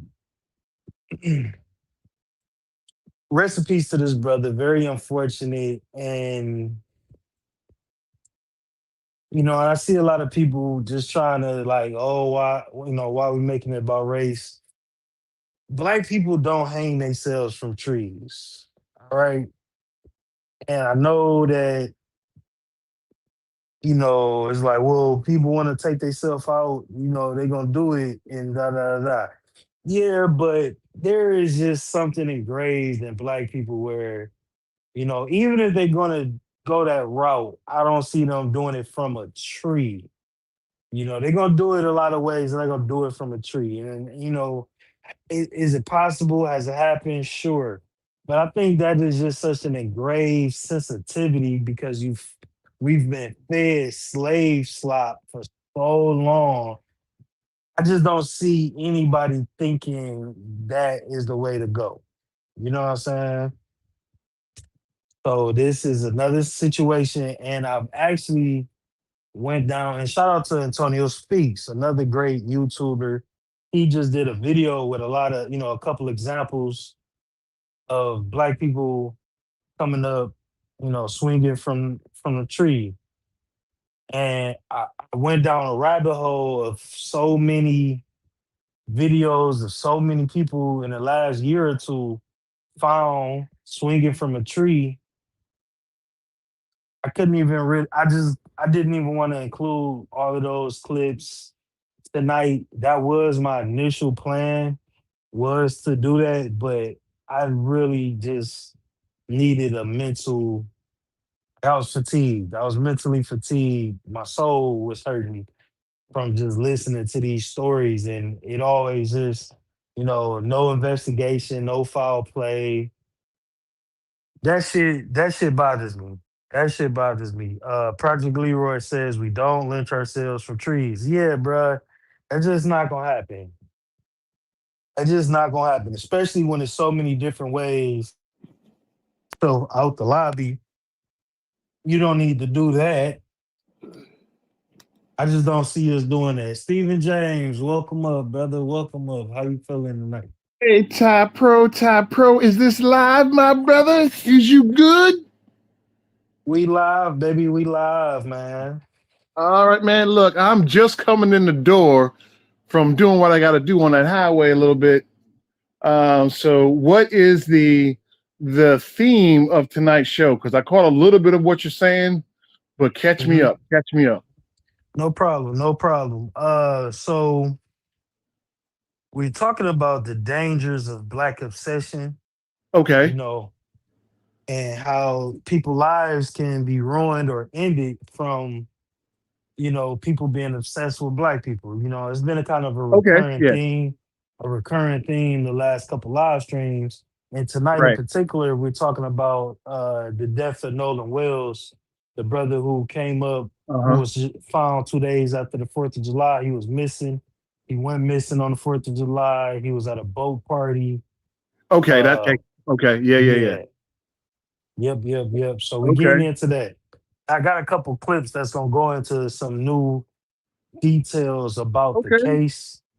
But yeah, man, what do you think about that? Like just black Okay. obsession and yeah. I'll just say that if you're talking about the color dominant people in this society, um, yeah, they have a vested interest in getting every resource from black culture without being a part of black culture, right? So to them, we're kind of like entertainment, like going to the zoo. You like to see the lions, you like to see the alligators, but behind a cage or a glass wall. You see what I'm saying? I'm And following. so I think I heard you say a clip or one clip that just played about one guy, I don't know what country he was from, talking about blacks were better off or should be under black or white subjugation again. Was that Yeah. true? Is that He's a right? white American pastor. Yep. Okay. So let's all be honest here, right? I can be honest on this channel without getting, Of kicked off the course. show. Of course. This country is built on that. Period. End of story. This country has only two classes of people in it: slaves and slave masters when this country started, right? And we all know which side everybody's on. So that line of thinking has been passed down and passed down and passed down through the generations, right? Now, I was talking to somebody who is also from SBC who puts in a lot of super chats. If that culture or those type of people, if they could put black Americans back in chains tomorrow, they would. There's only one thing stopping them. One. Do you know what that is, Ty Pro? No, I don't. Enlighten me. Okay. The only reason why, and I especially think if they did like an anonymous vote in like the House and Senate or whatever, where you couldn't find out who voted this way, I think they would. And the reason why they can't do it is because now, unlike back in slavery days, blacks have guns. They can fight back. It's not going to be all on their side where they have the technology and everybody else is basically helpless, like the Indians. The Indians could only fight a little bit until they got their hands on guns, correct? Right.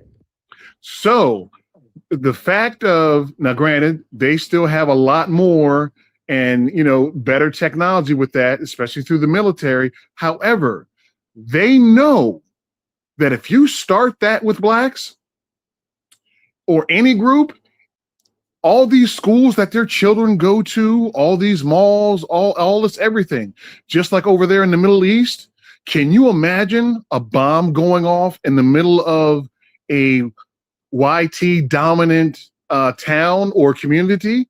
What the uproar would be? And then there'd be a flag like Black Lives Matter in the rubble. They would lose their freaking mind, wouldn't they? Oh yeah, they fear that. They fear that. They There, always fear retribution just for the way that they treated us. yes, they know what they've done. They're never ever going to admit it. That's why they try so hard to wipe the textbooks out of all kind of real black history, and they select for you what type of black heroes you should have. They don't ever want black people to find out exactly what happened, right? So that's just my quick take on that. And I'll say, if anybody doesn't believe me, show me evidence of otherwise over the last 60 years What have they done specifically for black people? I'll wait. Yeah, they don't do anything for us. They do stuff to us. Over the last 60 years, there's been more things systematically done to us to impede us, to hurt our communities than for our communities. You know what I'm saying? Kind of like stabbing us and then giving us a band-aid type of situations. And I agree with everything you said. And I think that a lot of the pushback to us being back in change would be the fact that we're integrated in so many different systems, even in the military. I got a few, not a lot. I got a Yeah, few people in my family that's in the military. You know I what I'm got you. saying? Yeah, So yeah, yeah. I'm a truck driver. You know what I'm saying? Like Uh-huh. we are you on the road moving stuff. We're spread out, even though we are a minority, about 14-15% of the Uh-huh. population. We just spread out to, the entire NBA. They don't even Yeah. want to approach that conversation because of what it could do to the structure and the economy of America. Imagine if LeBron, Jay-Z, and Oprah said we just started black a black only basketball league. Who gonna be watching that? Everybody who watched the NBA. Because if all the black players was to leave, it just wouldn't be as entertaining. You know what I'm saying? The white boys, balling out these days for Right. sure, especially from like Europe and Greece. But we still dominate these different fields of entertainment. We Okay. dominate the medical field. You know what I'm saying? A lot of the nurses and doctors are black. We dominate too many spaces.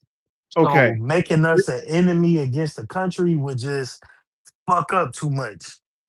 Here's where I'll disagree with you, right? Hmm. And I am in no means saying that I'm on either side. I am politically neutral.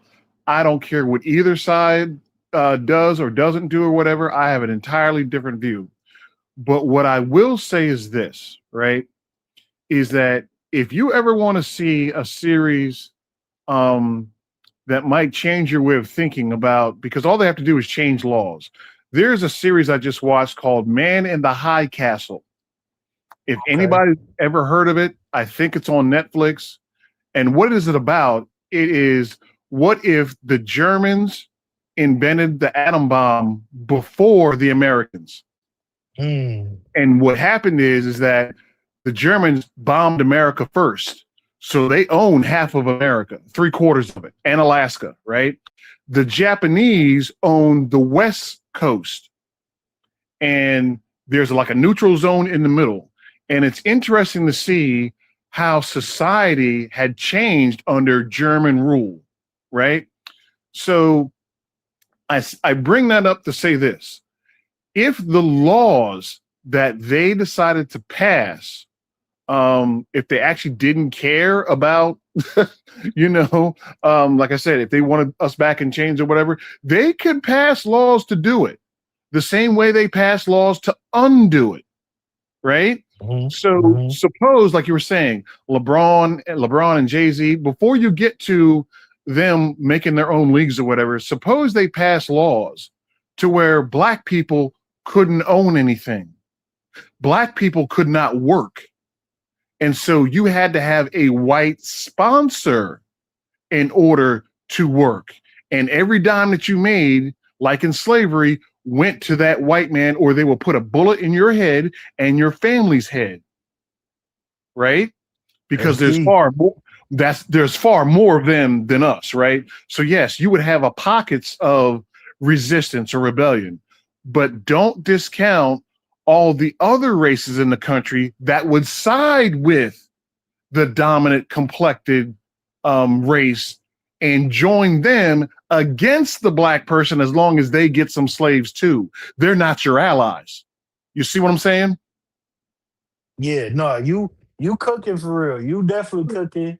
and I see what you're saying, and I hear you for sure, for sure. I'm gonna check that show out too. You said The Man in the High Castle. That The sounds Man in the High Castle. That's a first yeah. show that was on Netflix, and another show where you really want to see politically how things could change in this country. It's called A Handmaid or The Handmaid's Tale. It's I've been about hearing about that. My yo, cousin even been though telling me to watch that. bro, even though the series is like 10 years old, I just tripped on it like 6 months ago. And for those who don't know, it's about a ultra religious faction that topples the American government and how they pass laws bit by bit that Americans didn't know about until they got to start raging and killing people. They took out the Congress and Senate. They bombed the White House, right? So after they did that, they controlled a large portion of the United States. And so the women, they could not have jobs anymore. They had to be stay-at-home moms. And if you couldn't have a child and you're a woman or you're too old, they would send you off someplace to work like hard labor or whatever, right? So, but the interesting thing is that how politically they pulled this off and the length of time it took them to do it. They didn't just do it overnight. Oh no, they built it slow. So the same way that there are bills and things that are passed in the Congress and Senate that we really don't know about, that's how it started until it was too late. And people were just like, what do you mean I can't, as a woman, I can't go to work? What do you mean, as a black person, my bank account has been taken away from me and given to the state because I have to have a white sponsor? What do you mean? But it's against the law now. You can't do that. And who's the enforcer of the laws? Mm-hmm. The popo. The Okay. Popo and the U.S. military. Check Yeah. those two things out. Just look at the first 3 episodes of each one, and then think about how could the United States look like that? What would it take, and how soon could they do it? That's all I'm Yeah, saying. no, because I definitely think there are people. There are people. It's not even a thought. There are a lot of especially these white supremacist groups that are working towards just that. You know what I'm saying? Oh Those yes. are their agendas. So Oh yeah. I hear exactly where you're coming from. Let me holler at the brother Derek Gaines. Derek Oh, Gaines. DG, What? DG. Okay, he on the panel. Oh shit. Uh Derek oh. Uh Gaines, oh. welcome Yeah. in, brother. I heard you was having some What's up? What's medical up? I just, issues, I man. We just, we we was having a candlelight visual for you earlier. What's up, Derek? How you feeling, my brother? I'm feeling good, man. Uh, the doctor said, a couple more days, and I may be out of here. But, what happened was, I had too much fluid. I had too much kidney function, kidney malfunction. So Oh wow. I was holding too much CO2, really. So I didn't know, but I'll be calling my primary physician tomorrow because that that that dude, I had labs done. I had labs done, and he didn't tell me anything about my kidney function. That was 2 weeks. That was when Michael Jackson movie came out. So that that time period to now is not sitting well with me. Because when I started thinking about, I had my kidneys checked. Mm-hmm. So why didn't he tell me? So What was some of the symptoms you was feeling? that made you go to the hospital? What put me in the hospital was I was drowsy. Mhm. I couldn't stand on my own. Uh, my peoples they couldn't stand me up. So when they couldn't get me upright, they uh they brought me to the hospital. And I've been in, I'm still in ICU, but where I'm at is they, I got a phone in here, and I got my cell phone and everything. So Well, I'm glad you were doing better. I'm glad to hear from you, man. I was gonna reach out to you tomorrow, but I'm glad you yeah, popped up, yeah. man. I'm glad you're doing all right. I just jumped on real quick. Oh yeah, yeah, yeah. You can call me, man. Through Discord and I got your whatever. number too. You send me your Oh, number. you got my I was number? gonna call it. Yeah, I was gonna call Oh you yeah, for yeah. sure. Okay, okay, that's cool. Well, let me. Oh yeah, yeah, that's right, that's right. Yeah, So man. let me Just jump off here. Let me jump back into the chat and make fun of Joe Walker. well, it was good to hear from you, brother. Thanks for coming All on right, and man. giving I us love y'all. I love for y'all. I sure. really do. I love you all. Love to you too, brother. And we was All definitely right, bro. talking about you earlier in the show, giving you some get wells, man. You gotta take care of them babies, man. You gotta take care of them babies. But all right, brother, I appreciate you. We finna get into some more clips, man. So if you want to pop All back right, up man. later, I'm out. pull up for sure. I'm with Shout out you. to Derek Gaines with the exclusive. What'd you say, Steve? I hope our brother, he gets well quickly and thoroughly. He's a good man, so I always pull for them. Most definitely, most definitely. And cool man, I need 500 watch hours, probably a little less after tonight, brother. 500 watch hours and counting. 500 and counting. So we almost there. We almost there. I'm probably gonna do a pop-up stream during the week too. So y'all make sure y'all pull up for that. But let me get into some more of these clips about Nolan Wells, and we can kind of get Let's the do it. get the real conversation going. And shout out to Cree Cree. Booski, what up? I see you pull it back in here. You know what I'm saying? Thank you for bringing us some muffins. But I got a Muffins? couple Muffins? clips. Muffins? I got a We like couple muffins. clips. I got a couple clips of people giving their thoughts about the situation. And then I'm gonna get into the actual case and what's going on. So let me start with a short clip here. I see more news about Taylor Swift's wedding than I see about Nolan Wells, and that's not adding up. Y'all motherfuckers be hype as hell to tell me that a rapper got shot, yet when it's 3 white boys killing a black kid, y'all just turn the page. Yet y'all arrest niggas for just knowing somebody that did a crime. And as cute as the word freedom sounds on paper, doesn't exist for us. For centuries, black men have been caricatured like some dangerous apex predators when in reality, a group of white men is the scariest shit on planet Earth. Armani, what the fuck? And I wanted to include that clip because the brother was right. We get characterized like monsters, but a group of angry white men is some of the scariest shit you can find yourself in the crosshairs of in this country. Uh, you know, shout out to Michael Love in the building. What up, Mike Love? Good to see you, brother. But yeah,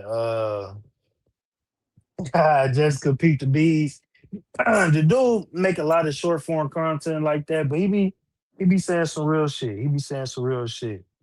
And then I got another creator who gave a good perspective. I follow on IG. It's a little bit long, but bear with me, and he's gonna drop a good perspective on the situation, and then we just gonna get right into what's going on with the case. If this was a lynching, then many of the unanswered questions start making sense. Why does no one else who attended this event have any photos or videos? Generally, in the modern era, when people attend a party or a social event or something like that, somebody has photos and videos of the incident. No one has come forward with any, except one video from a boat off in the distance recording an altercation. You mean to tell me that you can advertise for a massive social gathering on a remote island location with lots of people in attendance and no one is willing to come forward to say what they saw or who they were with? Everybody who can be seen in the video is displaying body language that is consistent with what would be observed at a lynching. They're all watching. There are no signs in the atmosphere that indicate that this was a typical party. There's no visible decorations. There's no obvious celebration. There's no loud music. They're all paying attention to the one particular individual who happens to end up a victim. Odd behaviors like these are not things that would happen at a party. You know, because like at a party, you have people who are talking, who are doing their own things, who are drinking, taking their own shots. They've got their own little mini conversations and games going on, but everybody's watching. One aspect of evidence is the lack of it and behavior that is consistent with intentional erasure. Messages, social media, pictures, selfies. Those most likely to be culpable have given conflicting accounts and have already proven themselves to be straight up lying. The person filming quickly scans from left to right, pans over the entire horizon. But dead center is the confrontation itself. No one appears to intervene. There's a number of people that are beginning to surround him. The remote island location, the exposure to the natural elements, the fact that everybody arrived by boat is going to make preserving any form of forensic evidence really fucking difficult. We see boats. We see the backs of people's heads. We see the outfits they're wearing. Can we not find any video evidence of people going to boating docks, getting on boats that appear to reflect or resemble what was seen in the video? Did Nolan and the people he came with know anybody else at the party? Were they socially familiar with anyone else at the party? Or were they largely surrounded by strangers? In the video, it is dead silent because everybody's watching. This is the same thing that you observe in photographic evidence of lynchings throughout history. Is there are some people perpetrating the violence, and there are others who are just spectators. But everybody is watching. The reason why you can hear the confrontation so clearly with no music, no chit chatter, is precisely because everyone was in on it. The one thing you hear him say is, "Give me my fucking phone." And I think that the reason why he's saying that is because in that moment, everybody knew that it was time. And the only way that you could ensure that you could delete all of the social media and photographic evidence that he might have posted of his attendance of the event is to catch him when his phone is unlocked and snatch it from him. So they snatch it from him and they intentionally withhold it. What does the main character in Get Out say in the moment when the family turns on him?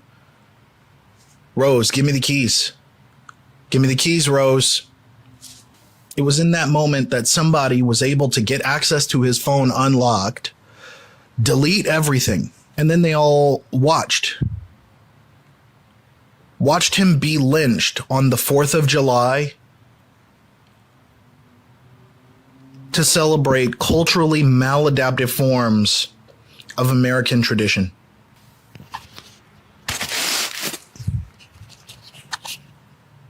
We just had white supremacists march on Washington the same day. Somehow you can't find his body for 2 days. It's found in the ocean. At that point, any evidence of physical harm, assault, it's going to be hard to pinpoint to a specific person because his body has been exposed to the elements. How do you know that any of the lacerations, the cuts, the swellings, the bruising, any of that wasn't sustained when his body was adrift? If none of these questions can be answered, then there's only really one plausible conclusion. That boy was lynched. That boy was lynched.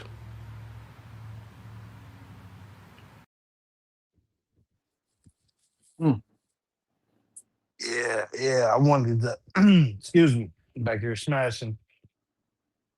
I wanted to play that because he was in his conspiracy theorist bag. He had the aluminum hat on, but he made a lot of good points. That entire event, that entire day was filmed with all of those people there. There's bits and pieces of that entire day on everybody's phone. At some point, those are kids. Those are 18 to 21-year-olds, college kids. They're all on their phones. There was people that was going live. There was people that was on Snapchat. There was people on FaceTime. But like the brother said, because I seen the video where Nolan is telling them, and he's arguing with the same people that he went there with the same people that had his phone and his car keys, telling them to give me my phone. So it makes them look very, very guilty. They went straight to the kid's house whose mom's is a judge, deleted their social media, lawyered up immediately. The judge's mom dropped a fucking statement online on Facebook with a Confederate flag in the background. Ooh, boy. Like we gotta call it. And the craziest part is that people don't like to mention or feel like it's petty to mention is if this had been an event where there was all black people and one or two white people, and one of the white people that went with his 3 black friends died in that event, and they moved the same way that these white boys was moving, the National Guard would have got called in. There would have been lockdown, FBI, feds. It would not have been the same. And I seen, I think it was Pinball who was talking about the women that got lynched in May and in June. I was reading into that a little bit. Just shit was breaking my heart. But if this situation had been reversed, because they always want to say we make stuff racial, but these are the reasons why.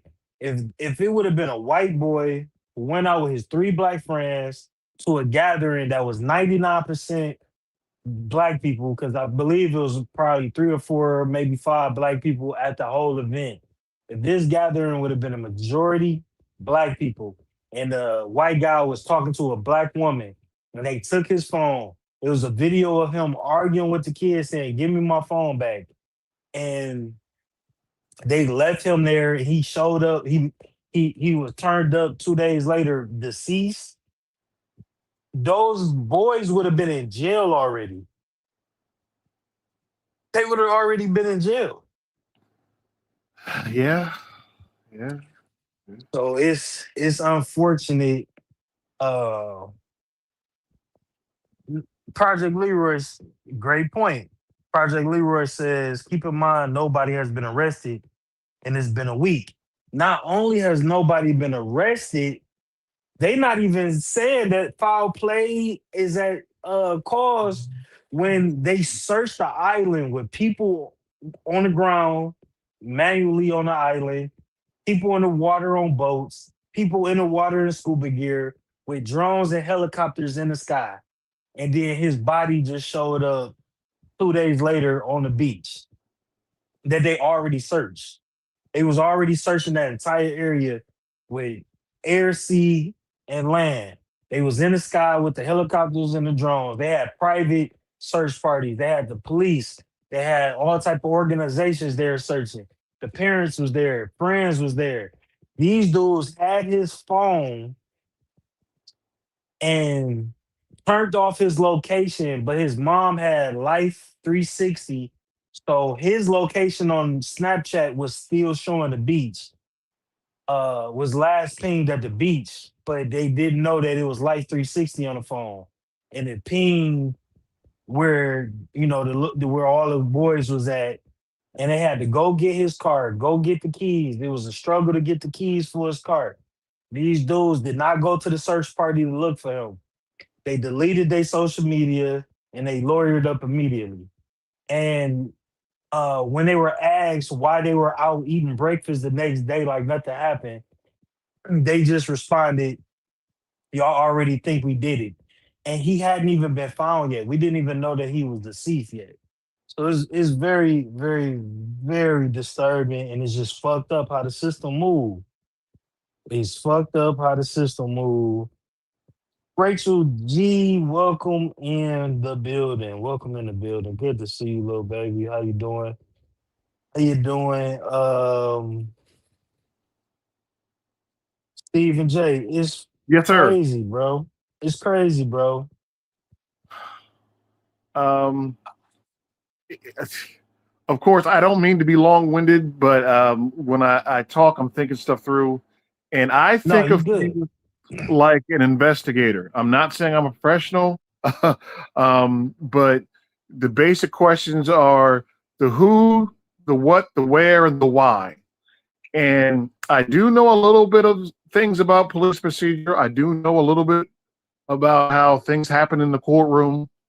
And a lot of information the public is not going to know. I'm not too surprised that there haven't been any arrests yet, because and I say if, because I'm giving the benefit of the doubt, if there is a legitimate search by the police to find out what happened, it's going to take them a minute to collect all the data. All right. So here's what I would think that a professional agency would do to investigate this happening, right? First, you find out who were all the people on that island, right? Then you find out, you subpoena their phone records, because when you go to the phone company, all the information is there. You cannot scrub that as the owner of the phone. No, it all has that information, right? So then the boys, like you said, how did they even know this guy? Because if he's going to JUCO college and these are like, what, private school kids or something like that, their parents are well-to-do, how did they even interact? How did they know, that person? And why is it that I don't know. I don't know how many other black people were on that island. How many times has he been there? How many times has he hung out with them? And then, like you said, his digital footprint, things that he put online or posted or whatever, if they deleted off his phone, it didn't delete into the ether. No, there's still a record of him posting stuff, right, that they can't touch. So all these things are in play.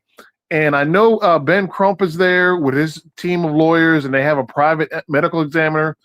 I disagree with the guy who just said on the video about, well, his body was in the water. It's not going to be able to tell, who did, who injured him or whatever. That's not what autopsies are for. Autopsies are for the manner and cause of death. If the cause of death was like you said, let's say he got lynched, right? No amount of time in the water is going to make your, at least that amount of time in the water is not going to make your skin bloat out to where you're not going to see the marks. Those marks are still going to be there. So let's say lynching, that's the cause of death. And then the manner of death, no, like you said, nobody hangs themselves. No black person hangs themselves. So then you have to say, okay, well, manner of death is probably going to be homicide because how did this happen? And one, nobody reported him missing. Nobody, even when they got back to where their boats were docked, called the police, called the parents. Nobody called anybody. Why is that? And that's why I want to know every kid or every young person that has a boat, because let's be honest, most black people don't have boats. Boats are very expensive to have. Boats are very expensive to maintain. The term boat actually means to people who own them is break out another 1,000 because there's always things maintenance wise that boats need attention, especially the bigger the boat. So you're talking about money, right? So you can't tell me that nobody that wasn't there on that island didn't know the people that were on that island because they're all friends. It's all a circle. You know what I mean? Right. So, Right. And they all, I believe, was like college right. students that knew each other from different schools, and they all kind of went to the same high schools. And he was a football player, so he played sports, so he knew a lot of the, like, they all knew each other for a long time. Okay. And there was another black guy there that was his best friend who actually Okay. was the only one checking on him, checking in on him, calling his phone, calling his mama. The black friend was the only person who actually was, acting concerned. The other guys weren't acting concerned. They had his phone. He was getting blown up on Snapchat. His parents calling him, and they never even called anybody to Right. say, "Oh, we got his phone." But they never even said that. They never even called the mom or dad and said, "Hey, we have his phone because he left it Right. with us, but Right. we don't know what happened." But he's in the video telling them to give him his phone back. So y'all leave with his phone. You look very, very, very guilty. Okay. And So, go ahead, go ahead. oh, okay. I'm gonna just cut you off real quick. Okay. So when somebody does something that makes you believe that they committed a crime in the court system, it's called mens rea, that you have a consciousness of guilt. You kill somebody and you hide the murder weapon. You know that you've committed a crime. That's why you're hiding the weapon.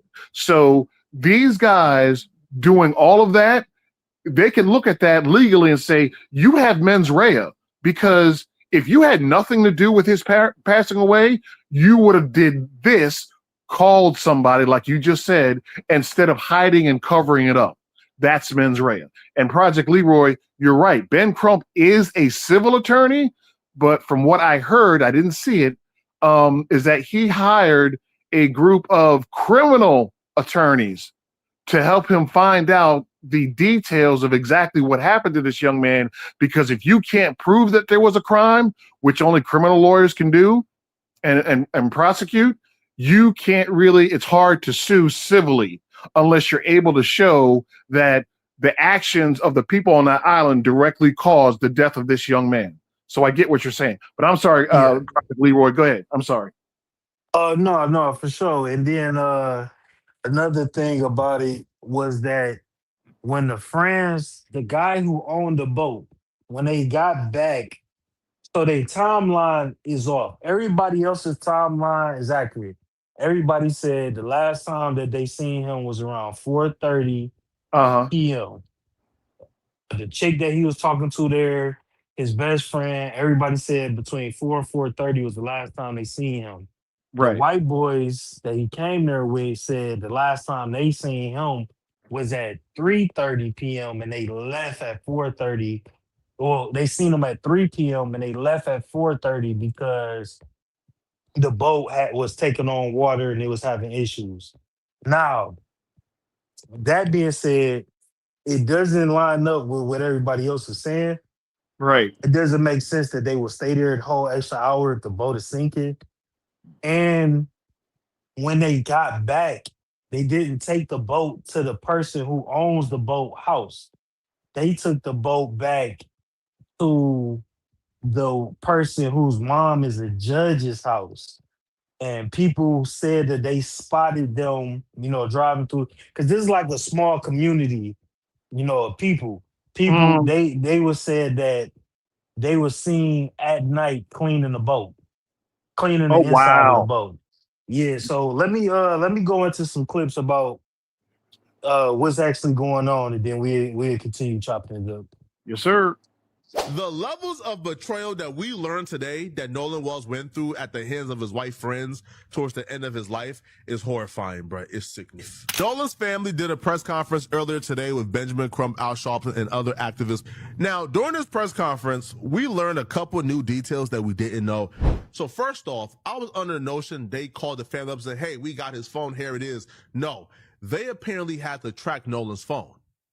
They had to use Life 360 to track his phone. And when they track his phone, it wasn't until they popped up to get the phone is when the friends have no other option but to hand it over. The boys were actually with her sons, so they opened up their Snapchat because a lot of the kids do have their locations where they're tracking one another. Now, it gets worse, okay? So the mama finally addressed the deleted messages and deleted images and videos. Now, apparently when the mama got the phone back, they went through the Snap. Now, the Snapchat is where Nolan was communicating with these dudes at. The parents get the phone and go through the Snapchat. The entire Snapchat damn near erased, man. My sister and I actually went through Nolan's cell phone, particularly Snapchat, because that is so popular with the children. And when we opened it up, there was nothing. There were no saved pictures. There were no snaps from that day. And we did open it before the 24-hour expiration. So we found that very concerning. The next part actually makes that look a little bit more suspicious. And then the fact, Reverend Al, that they have this video of an argument. And so you hear on the video, Nolan saying, give me my freaking phone. And that becomes even more relevant when you think about the story that they are presenting that Nolan chose to stay behind. That's what they're saying. If Nolan is screaming for them to give him back his phone and they still kept it and then went home with the phone, what was in that phone that they couldn't let Nolan get the phone back? What did Nolan have in that phone about them that they didn't want out? Something was in that phone that they were willing to kill over, man. Y'all let me know in the comment section what y'all think, all right? Shout out to Poetic Flacco. He been covering this closely. But yeah, that's real strange that they had the phone. Not only did the family do this press conference, they had an interview with Michael Strahan. So I'm gonna just play that too, and then we'll recap everything all together. You say you have Nolan's cell phone and messages were deleted. How could you tell messages were deleted? Well, his parents got the phone back, and that's something that's important, Michael, because they tracked this phone on Life 360. So when I pulled up Life 360, it was different. It was showing everywhere the phone had been. I was like, well, it's showing that he's back on land. Like, I'm not. He's like, but no, he didn't come back with us. Well, how were you able to get the phone? So we tracked it. And my friend Tashima went and picked it up. It wasn't like they said we got his phone, they tracked it. And that highlights all these contradictions, Michael. The fact that they said Nolan was talking to a young woman and she said that he said, I'm going back to get on the boat with the boys. The boys said that he said he was going to stay with her. And so that's an obvious contradiction. And then this video of this, you can hear an argument going where Nolan is saying, give me my freaking phone. What are you freaking doing? And so then his phone ends up missing. I don't know any teenagers, Michael Strahan, who says, if you believe their story, I'm going to stay behind and I'm going to leave my phone. I mean, no young person leaves their cell phone. And so then there's so many things their parents were telling us about, even why didn't his body wash up with the tide on Sunday? Why would it come on Monday? It's not adding up. And that is the problem when you think about the history of Mississippi. Where do we go from here? What's next? Well, the deleted messages that Christina was going to briefly touch on, we want to get the phone and figure that out. Backtrack on that. When we finally got his phone, me and my sister went through the phone. We went in his Snapchat. He had 2 accounts, absolutely nothing. It wasn't even 24 hours, which is how long videos and pictures stay in Snapchat. And I was just like, that can't be. Like, I've seen Nolan whenever he snaps. Like, when he goes and he's having fun, like, he does videos. Like, there was absolutely nothing. No saved videos. And even my sister was like, yeah, that's suspicious, Michael, you know. We're having an independent autopsy done at the behest of his family. Colin Kaepernick helped pay for the independent autopsy. We flew his body up from Mississippi to D.C. because they wanted an autopsy done by a person with no interaction with the Mississippi law enforcement, because there's an issue of trust here that is really important. And the fact that they keep trying to say, well, suggesting it was a drowning, but nobody out there reported him drowning, it's not adding up, Michael Strahan. It is not adding up.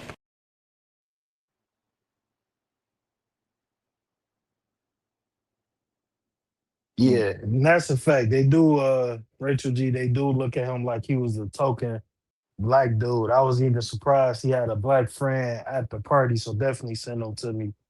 But yeah, this is crazy. You know, that phone, and I see y'all in the chat talking about it.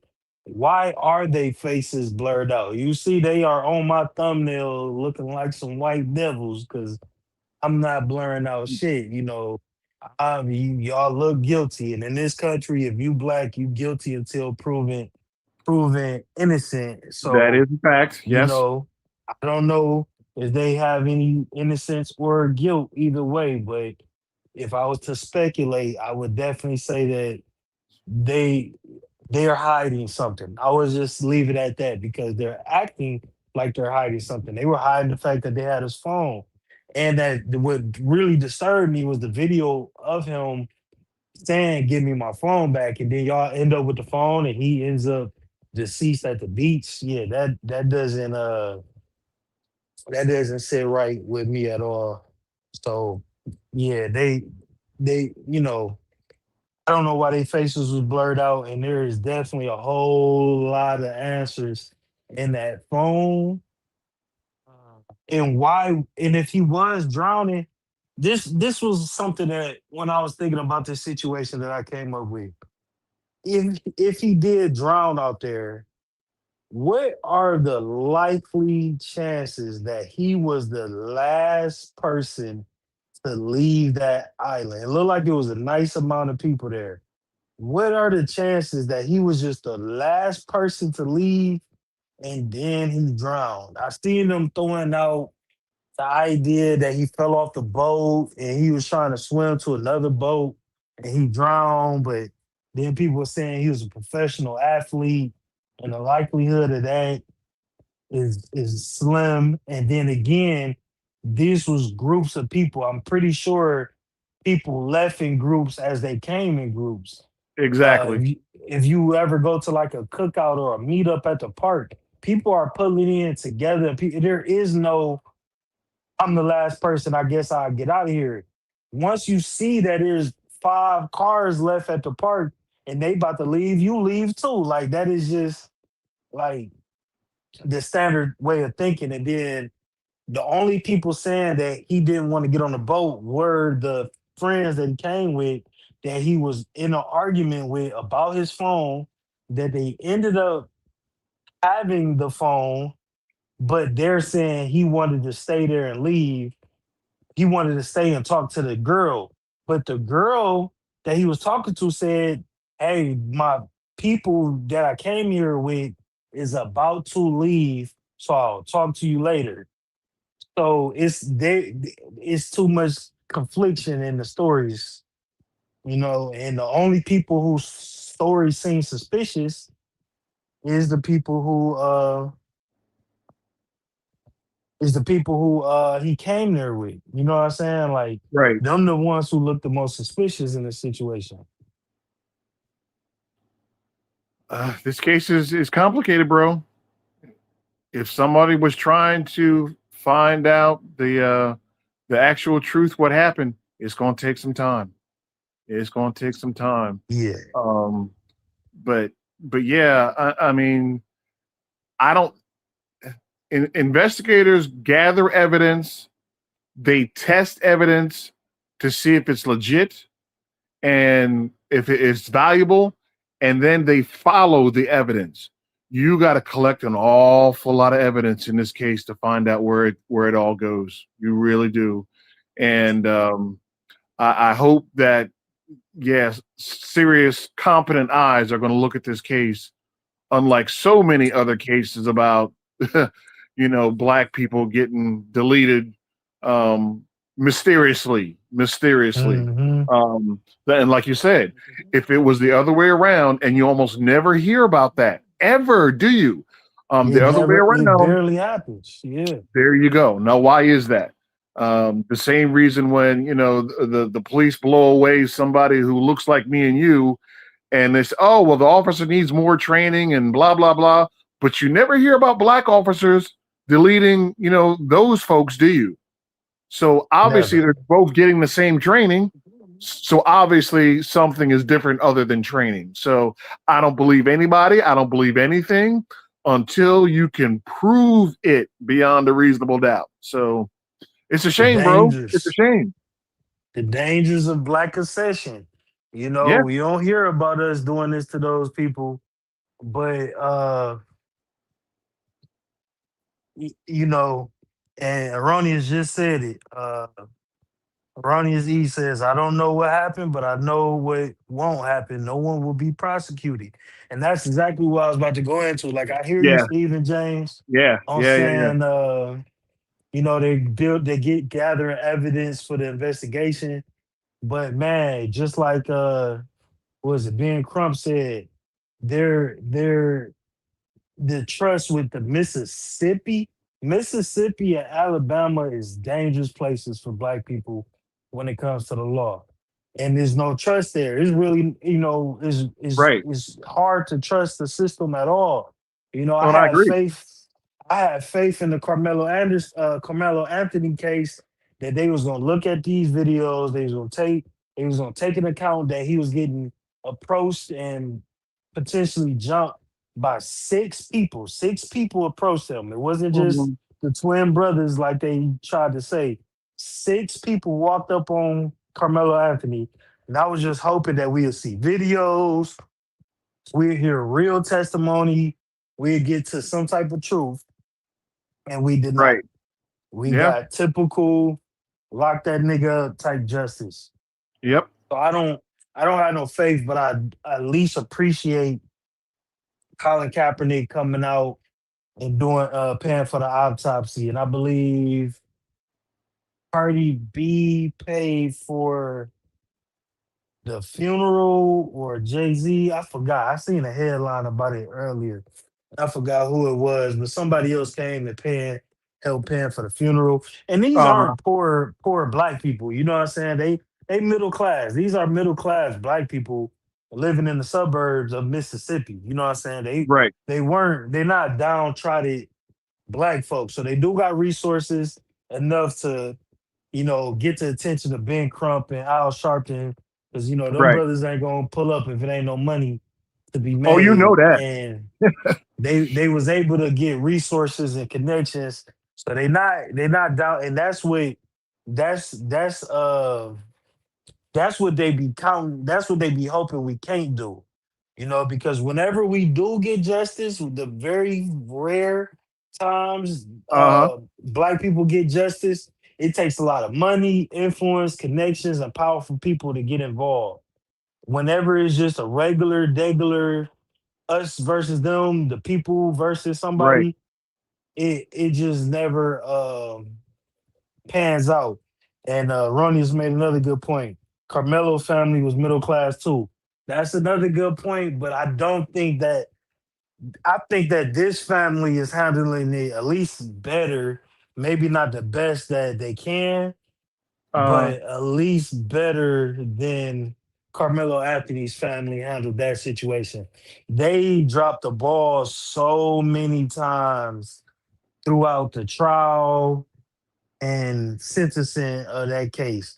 Carmelo not testifying, his mama not testifying, the lawyer, the person they had speaking for them, the way that they had their lack of social media presence, everything that they could have did, they did not do uh in that situation at all. You know what I'm right. saying? I hear you, not hear you, Project Leroy. Project Leroy says we have gotten justice when we have muscle forcing those corrupt hands in the legal system. That's another good point. That's true too. That's true too. And I think that it's a mix. Excuse me. I think that it's a mix of force, muscle, money, and influence all together that gets justice slim to none as it comes.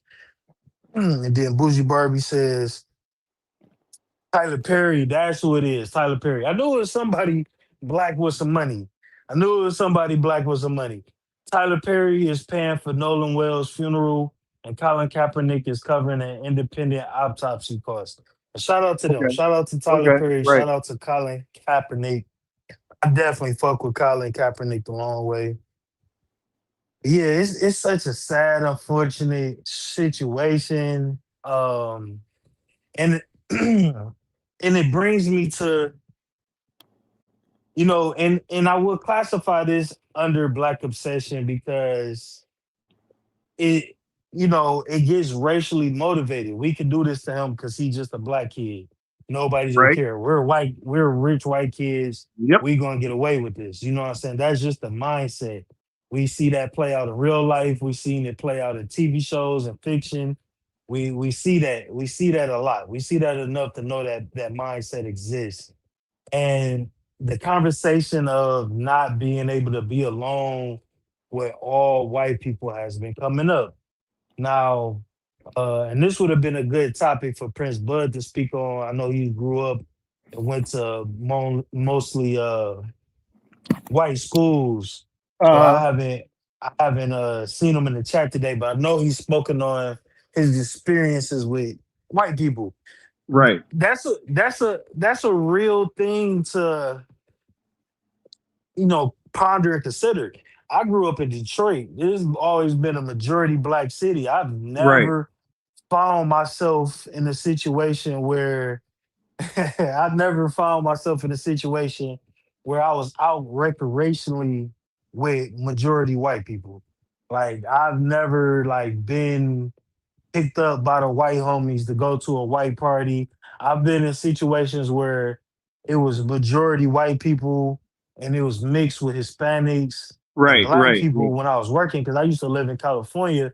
So I had a lot of white and Hispanic friends mixed in with them. They were coworkers, as I was working, I was younger, early 20s. So I would go party with them and it would be like 15, 20 white people, 5 black people, 10 Hispanic people, situations like that. But I never found myself where there's 100 white people and it's just me and 2 other black people, not something Right. recreationally. It would have to been like a business situation or yeah, it would have to be like a work type situation.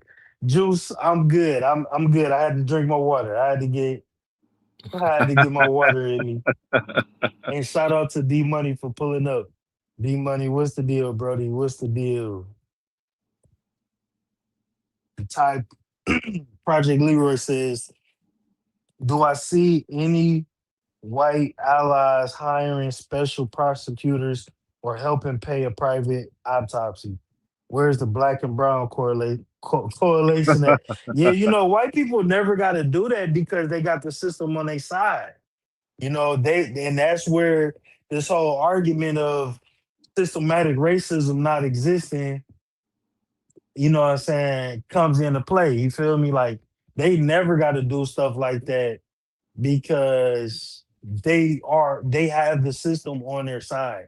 And they know that. They may ignore that and try to act like they don't see that until it becomes something that they gotta use. Then they're okay, yeah, let me pull this card out and play that. Because, you know, they know that. They know just as much as we know that the system is on their side. Conor McGregor lost tonight. Good. I cannot stand that cracking ass. Ah. Type Pro. Fuck Conor McGregor, but yeah, shout out to him. And Jay Walker actually won Black Family Feud. Jay Walker came in with the clutch play. But yeah, you know, so I do think that it's a healthy conversation to have, you know, just because, you know, white people function differently than us and Yeah.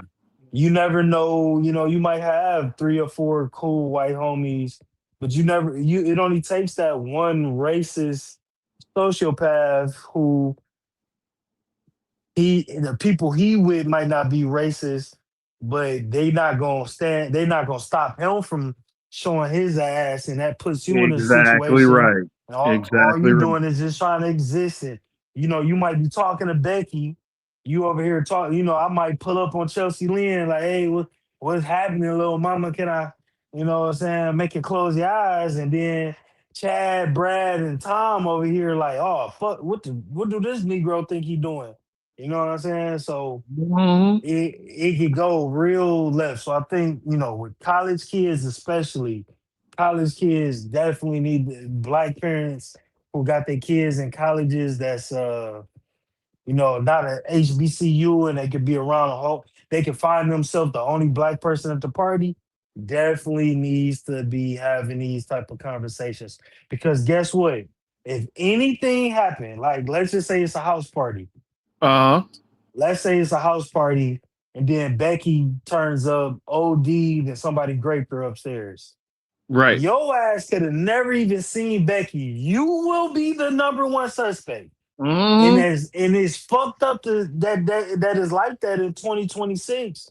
But it's like that. It's 1940s around this motherfucker, Mhm. 1930s around this motherfucker. So if something come up missing, something comes up stolen, somebody, you know, if all the chicken wings get ate up, Yep. you gonna be the main one that everybody at that party looking at. And that's a real conversation to have with your children. You know, they playing football, they might be playing basketball, they might be playing soccer or Uh-huh. baseball. They might find themselves at parties with a lot of, you know, my pops and uncles and older cousins and people in the streets, you know, they used to talk to me about, you know, being in situations with just like a bunch of white girls at the party, like, hey, you gotta be careful. You know, they'll pin this on you, they'll say you did that. Like these used to be real conversations because they had to be had. And you know, for Absolutely. some reason, you know, a lot of people then pulled the wool over our eyes as though these type of things don't exist, these type of racial dynamics Yep. don't exist still. But they are alive and well. They are alive and Yeah. well. Yeah. I'll say that I have the opposite of your experience. Okay. A lot of places that I grew up I grew up in like the suburbs. Um, and my family was not middle class by any means, but I still was in the suburbs. So most of the time that I hung out with friends, it was like the majority, because I went to a high school outside of the town that I lived in. Where I lived at, a lot of black friends, a few white friends. But the high school I went to, it was like 95% white. And then Okay. there was 3% black, 2% Spanish, right? Okay. So I never had the experience of, like you said, going out to somebody's party and being like the only black person there, right? Um, and I'll be honest with you guys, my mom and my parents, they didn't have that talk with me. I had to find out things like that, hang out through my other black friends. And when, of course, we're younger, when we would go to parties and say, hey, let's not go unless we're like 3-4 deep. You know what I mean? Now, I don't know how old you are, Ty Pro. I'm 52. So the era that I grew up in like the 80s, and I graduated in 92, right? So the era that I grew up in, I really do think that was the start of the whole kumbaya, we're all equal, because then you start having all these TV shows where that every show had the one black magical Negro friend. And there was only a few shows like Seinfeld or whatever that had no blacks on it, right? So it seemed like the need for black survival training in this country was watered down. And so, especially with today, a lot of kids who look like us, they have no idea the kind of country that this is. They have no idea about the kind of history. So they don't have the mindset of being on guard. They don't think there's anything wrong that they have to. And that's the way the programmer wanted it, because he did not want his people or his targets or his victims educated. Why? Because if you're educated, you know how to fight back. Do you really think they want that in any way, shape, or form for people who look like us? That's a fact. They had our defenses down. And I'll be 36 on the 24th of July. Oh, my I was man. born in 1990. Yep, Right. I was born in 1990. And in those 90s, early 2000s, I think me and Erroneous was talking about this on the stream a couple of weeks ago. Though it wasn't such a racial climate. I think Right. Obama pissed a lot of the whites off, and that sparked some shit. Then, like Bougie Barbie, absolutely correct in the chat. Trump is like the figurehead of racism. Yes, he So always was. he's bringing all the racists to the forefront. Obama pissed them off and made them feel like that they were losing a country, and Trump was like the figurehead that they could stand behind on getting their country back. Because lo and behold, we actually had someone who you could look at and consider black as the fucking president, and probably was the best president of the last at least 5 presidents. So it's crazy. But the 90s, that early 2000s, Right. white people was cool. The Viva La Bam Jackass Crew, fucking Linkin Park, you know what I'm saying? Yep. Tony Hawk, you know what I'm saying? Right. Like, Right. you was speaking on TV shit. Like, I used to watch a lot of white people on TV that I was like, damn, they're cool. Like, it wasn't so racial, you know what I'm saying? Right. Like, now, if you watch the TV shows, like you watch Breaking Bad or Sons of Anarchy, you're going to see a lot of racism. But it was normal, though. White people calling black people the N-words, white people, Sons of Anarchy, I actually been recently rewatching it. Very fucking racist. But it would have to be, though. It was some fucking trailer park redneck fucking bikers. It was racist as fuck. And then they even made the black people seem like it was like a beef to white people. Like, it was just like beef. All the Mexicans, they work together, but they backstab each other and they talk shit about each other. Like, it's crazy how racist that fucking show is. But hey, Ty Pro.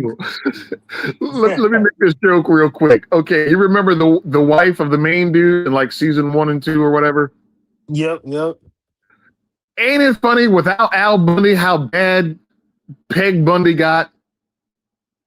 Right. She left her husband. What happened to Peggy? What happened to Peggy? Peggy hit the streets, boy. Peggy went down. She say, I need some three. This shit boring. She got tired of that and left him stinking on that couch and went and got her some excitement. Yeah, you funny, bro. My man. Yeah, that's a good point, Erroneous. He said Obama wasn't really for us, but he undoubtedly gave us hope. And that was enough, that alone was enough to initiate them others. Exactly.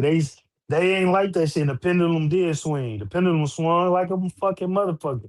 The pendulum swung right back to 1930s. And yes, this is not yeah, Obama ain't do shit for black people. It was just the fact that it looked like a black man became president. That was enough. Right. That's why most black people voted for him. But Yep. the pendulum swung right back into good old boys racism. That's why Trump can run on the Ku Klux Klan's slogan of "Make America Great Again." That came Mhm. right from the Klan, Yep. and yeah, we living in that economy. We living in that atmosphere of just hatred and racism, and it's fucked up because not everybody subscribes to that. You Right. see some people speaking against it, but it seems like the majority or maybe the loud minority is just a bunch of hate and racism. That's why I can't stand the raccoons that justify this shit and say it's all in our heads, it's all in black people's mind. And the reason why they do that is Right. because y'all wear wigs and y'all sad, so Right. Yeah. y'all deserve it, and y'all be chipping out. And I hate when my own people speak so badly about our own people, man, because look at who you're aligning yourself with. Right. And what I would say to Peggy that, Woods Wilder. that was my girl back in the day. But let me just say this real quick about the people that you were just talking about. Like, Top Pro, seriously, everybody's not educated, right?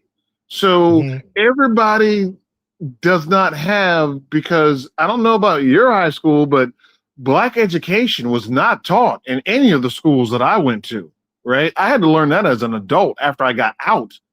And there's a lot of people who don't like to read, who don't like to do research. So it's easy to fool them, right? And we're talking about our own kind, right? So you can have one person say something really stupid that's against statistics and against logic, and a whole bunch of like 1,000 to 2,000 people will believe that one dumb person, right? So Mhm. that's why I don't care about the dumb people talking. And here's what I mean. The intelligent people, like let's say the Congressional Black Caucus, right? I am not a voter, but it's always interesting to me when I found this out that the rights for blacks to vote has to be voted on what, every 5 years? Something Black. like that. Yep. Okay, so my question is for people who do vote, white and black, Republican and Democrat, if voters, and we're talking about the majority here, and that's who I'm pointing at, but we're going to talk about the people catching the strays who look like us. If the majority don't care enough about you and about equal rights to make sure that the right for black Americans to vote is not permanent, why in the world should I trust them or the blacks who are in politics who don't fight for that either? What are we talking about? You see what I'm saying, Ty Bro? Yeah. That's it. Yeah. That's Yeah. all I Yeah. got. That's all I got. And I want to take voting more serious because that shouldn't even be a thing. Our right to vote should be permanent, just as a human right. And the whole system is fucked up. I don't Mhm. think I do not believe at all that America could ever get to a place where it's not racist. Not Oh, as it stands now. This shit has to be torn down completely, like new constitution type shit, for me to have faith that this country can get past being racist because it's almost hand in hand with being an American and a patriot. Is you are enveloped into the system of racism. Like the system of racism is the system of Western society, uh-huh. capitalism, colonization, like all of these things, slavery, like all of Right. these things. Slavery was a Slavery was just a branch on the tree of capitalism that's Exactly. rooted in the ground of westernization. You know what I'm saying? Like all of this Uh-huh. shit is connected, to a point where it is the foundation in the system. There is no marching and kumbayaing or wearing quarter zip polo shirts or not make no more sexy red. Like there is Right. nothing that's going to happen that will stop racism and stop America from being a racist place. There is Jesus not gonna do it. It's not gonna happen. There is nothing that will ever make America and Western society not because it's spread. It ain't just America. It's Europe. It's I was about anywhere to where ask you there that. is anywhere that there is a Humans. Western, yeah, Humans. humans, but anywhere that has like a Western mindset or indoctrination. Now with the internet, it's in Asia, Japan, China. Mm-hmm. It's in third world countries. Yep. It's in South America. It's in the World Cup. It's everywhere. So it has spread because that's what they've been doing. It didn't stop at America. They've been colonizing everything continuously. It just became digital colonization. So and it's all Exactly right. rooted in it all goes back to Western society, and it will always be rooted with racism and white supremacy, white superiority. This will always be racist system. There is no changing it. There is no making it better. It can get livable and Right. survivable, Like it is but it now. Okay. will Mhm. exactly, but it will not be a fair system. And that's what pisses me off about the Officer Tatum's and the Cartier families and the Anton Daniels. Like this shit will always exist, and all you're doing is turning your blinders on and trying to convince other people that you know we the crazy ones for speaking out on it or calling it out. And it's a problem. Like the biggest problem is not racism. Black people' biggest problem is black people and all that dumbass bullshit. Right. That Right. black Right. Right. fatigue bullshit. You know what I'm Right. saying? Uh, yeah, there is that. There is that. And like you said, globally, you know, I I can see what I'm about to say. I can see people are going to get upset. People are probably going to call me Uncle Tom. They're going to call me a coon, just like they did on the other station. They're going to say, "Oh, he's probably not even black," for people who've never actually seen my face. But in order to have rich people, Ty Pro, what must you have? Poor people, capitalism. Yeah. You must have poor people. And who is the worldwide designated lower class? In any Black country, people. there you go. So, That's another part of this problem and this black obsession is that black people are thriving and white people are falling off. But I didn't mean to cut you off. Go keep no, cooking. no, I like that thought. I like that thought. But what I want to say is that the smart, intelligent black people in this country and worldwide, they know that that's the class. So what do they do about it?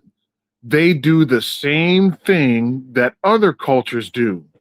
They value education. They value um, getting a good job and getting positions of quote unquote power, like being lawyers, judges, doctors, in a mass grouping, a mass number, not just a few like we have in America, but a mass number. And I'm going to ask you this question. Do you think the biggest trick that the other man has pulled on the brown man is that through the media, TV, movies, rap, other kind of negative stereotypes, that black people shouldn't be educated? You're acting like them if you try and get A's and B's in school. You I think think that's that true? that's a I think that that's an old mindset though. I don't That's what think I'm that asking. that's a Yep. Yeah, I think that's like a 1990s, early 2000s way of thinking. I think that a lot of people, when you young, you dumb. So yeah, the kids might fall for that, but I think as you grow and you get into, Uh, your 20s, and a lot of these kids are nerds. You know what I'm saying? Like I right. know we like to call all the young black people YNs, but a lot of these young black people are nerds. They doing things in tech. They getting into trades. They really getting into tech. Look who's driving streaming. Look at Castanet doing the biggest things in streaming. And and Castanet is not a black American, and he has said some negative things about black Americans. I know. I feel like Project Leroy is about to hit me in the chat with that. But just using him as an example, not just him, there are a lot of black Americans. Look at DDG. Look at I Show Speed. These are black Americans who are driving streaming. And then there's a whole lot of streamers who's not as popular and known that are black. Like black Right. people are driving streaming. It's a lot of black people. We got a lot of young youth, black youthful tech shits here. Yeah, yeah, So yeah. I think that the notion that, you talking white or you acting white, I think that kind of Okay. died out and that kind of lives in the grown black people who experienced that young, because that was a thing, right? And that's a very, if you hear that, the person that's saying that is a very ignorant, stuck in their ways, no hope, lost, and just don't think they'll Right. ever be anything type of person that's saying that. Because I've heard that come out of people's mouths probably 2 or 3 times in my life, younger. Because I wasn't, Right. I'm just a truck driver. I ain't the most educated brother out here. I just have a perspective on shit, but I did like to read. I like to learn, and I think that I think that that's just an ignorant thing. I don't think a lot of black people think like that, but the ones who do are very ignorant, and it really just shows more about who they are Right. than Exactly. you know what I'm saying? I would Exactly. hope that people would know that. Like my daughter has been on the honor roll since the 5th grade. She had just finished the ninth grade, right? My man. And I'm talking about consecutively My honor man. roll student, you know what I'm saying? And doing that shit like it's easy, AP classes, easy, Mhm. just easy. You feel me? Like she ain't even. It's just second nature type shit. So Right. a lot of these, a lot of the younger, the high schoolers, the young kids, they I feel like it's a shit. Erroneous E, what's up, my brother? Welcome to the panel. Glad you pulled up, man. Double What's good, E. What's up? everybody? Double E. What's up? What's good? Let me back out and refresh because I can't hear the brother. All right. So yeah. Double E, can you hear me? I can hear you. Hey, all right. So yeah, see, I don't have any kids, so I don't know what the younger kids think like and what the school system is like when it comes to that kind of stuff. So that's why I asked the question. Um, um, but yeah, I would just wonder, I'm glad we got the HBCUs. I'm glad that we got kids going to college. I hope they finish. I hope they graduate. You know what I mean? And do what they can out there to make their way in the world. But it just seems like the ones who are not, who are on that ratchet crap, they're getting the most spotlight, they're getting the most press, they're getting the most clicks or whatever. But for those people who want to have their kids grow up and got some sense, they ain't trying to do all that. They trying to, hey, you hit them books, and you get yourself in college or whatever, and you learn how to take care of yourself and your family as it comes along, and don't be stupid. Do you agree with that or not? I mean, I can agree to a certain degree, but Okay. What I really pulled up was when y'all was on go the ahead. politics talk. I mean, Oh, yeah. Okay, go ahead. I was pulling up on that because I don't believe politics matter that much. I believe it's all BS because money runs this damn nation. If you look at when they attacked black people most, is when we were most profitable because Right. we was making money. Like take for instance, during the Great Depression, what was going on in Uh-huh. the Black community? Black The people Black was balling Renaissance. out. Yes, the Black Renaissance. And then, I mean, it eventually hit us, but why did it hit us? Drugs, heroin, and all that shit started taking over. Right. Who we get that shit from? They've always attacked us when we started to rise. Mm-hmm. I mean, it's all about the money. This nation was Yep, built on I money. agree It's with you. always going to go back to money.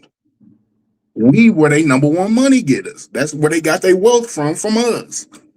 I was just watching a video about how we saved Cadillac because we weren't allowed to keep our money in the banks. So during the Great Depression, all the white folks lost their money in the banks.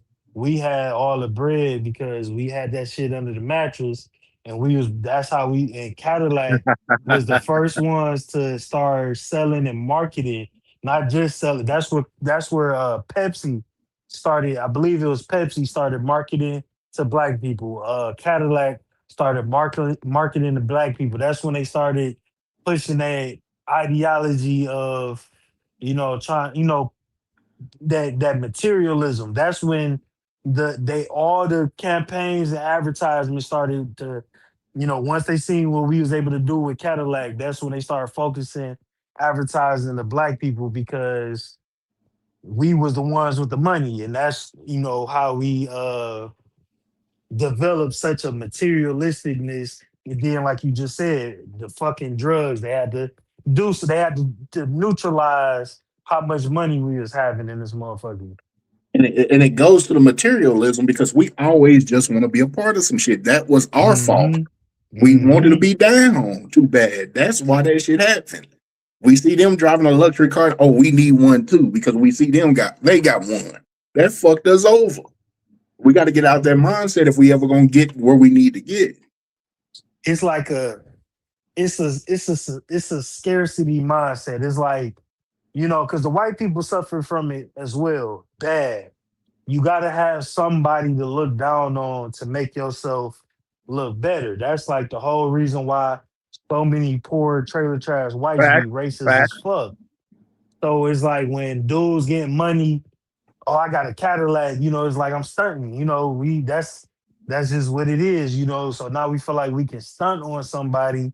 So it becomes like a trophy, like a status symbol, like, oh, I'm doing better than you and you can see, you know what I'm saying? And that's a very dumb mindset. And I can be materialistic sometimes myself, but it is a fucking stupid mindset to have when ultimately we ain't got enough money. The money that, like you said, the country move on money. We spend I trillions agree. of dollars a year. We should be lobbying and doing all type of shit, and that's where the power will come from to make some shit change. But we don't do that. We just try to separate ourselves from the hood, separate ourselves from the ghetto, go get a big house in the suburbs, and deal with Karen on the block talking shit about our car being too loud. You know what I'm saying? And the strange thing about struggle is, like you said, most of the people who hate us the most are the poor whites. But also, if you look at it, some of our biggest advocates from the white community is going to be the poor whites too. So it's Yep. crazy. It's They crazy.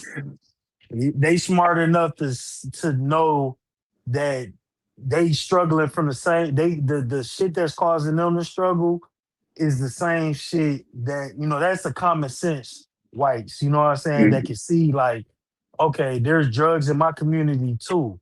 You know what I'm saying? The black man ain't putting these drugs in my community.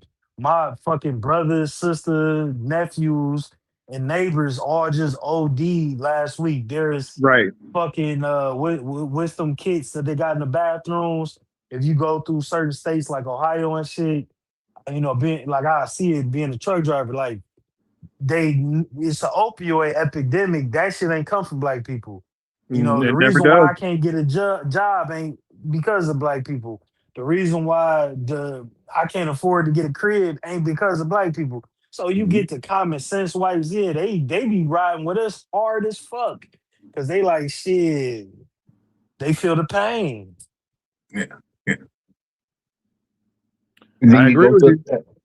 aspect of like the white people crying about racism when they don't even understand racism. They don't understand how it operates. They don't understand the difference between racism and bigotry. Anybody could be a Mm-hmm. fucking bigot. You call somebody a slur, you're a bigot. Racism, Facts. and you gotta have the goddamn power to pull. Yeah, racism and classism is like brothers.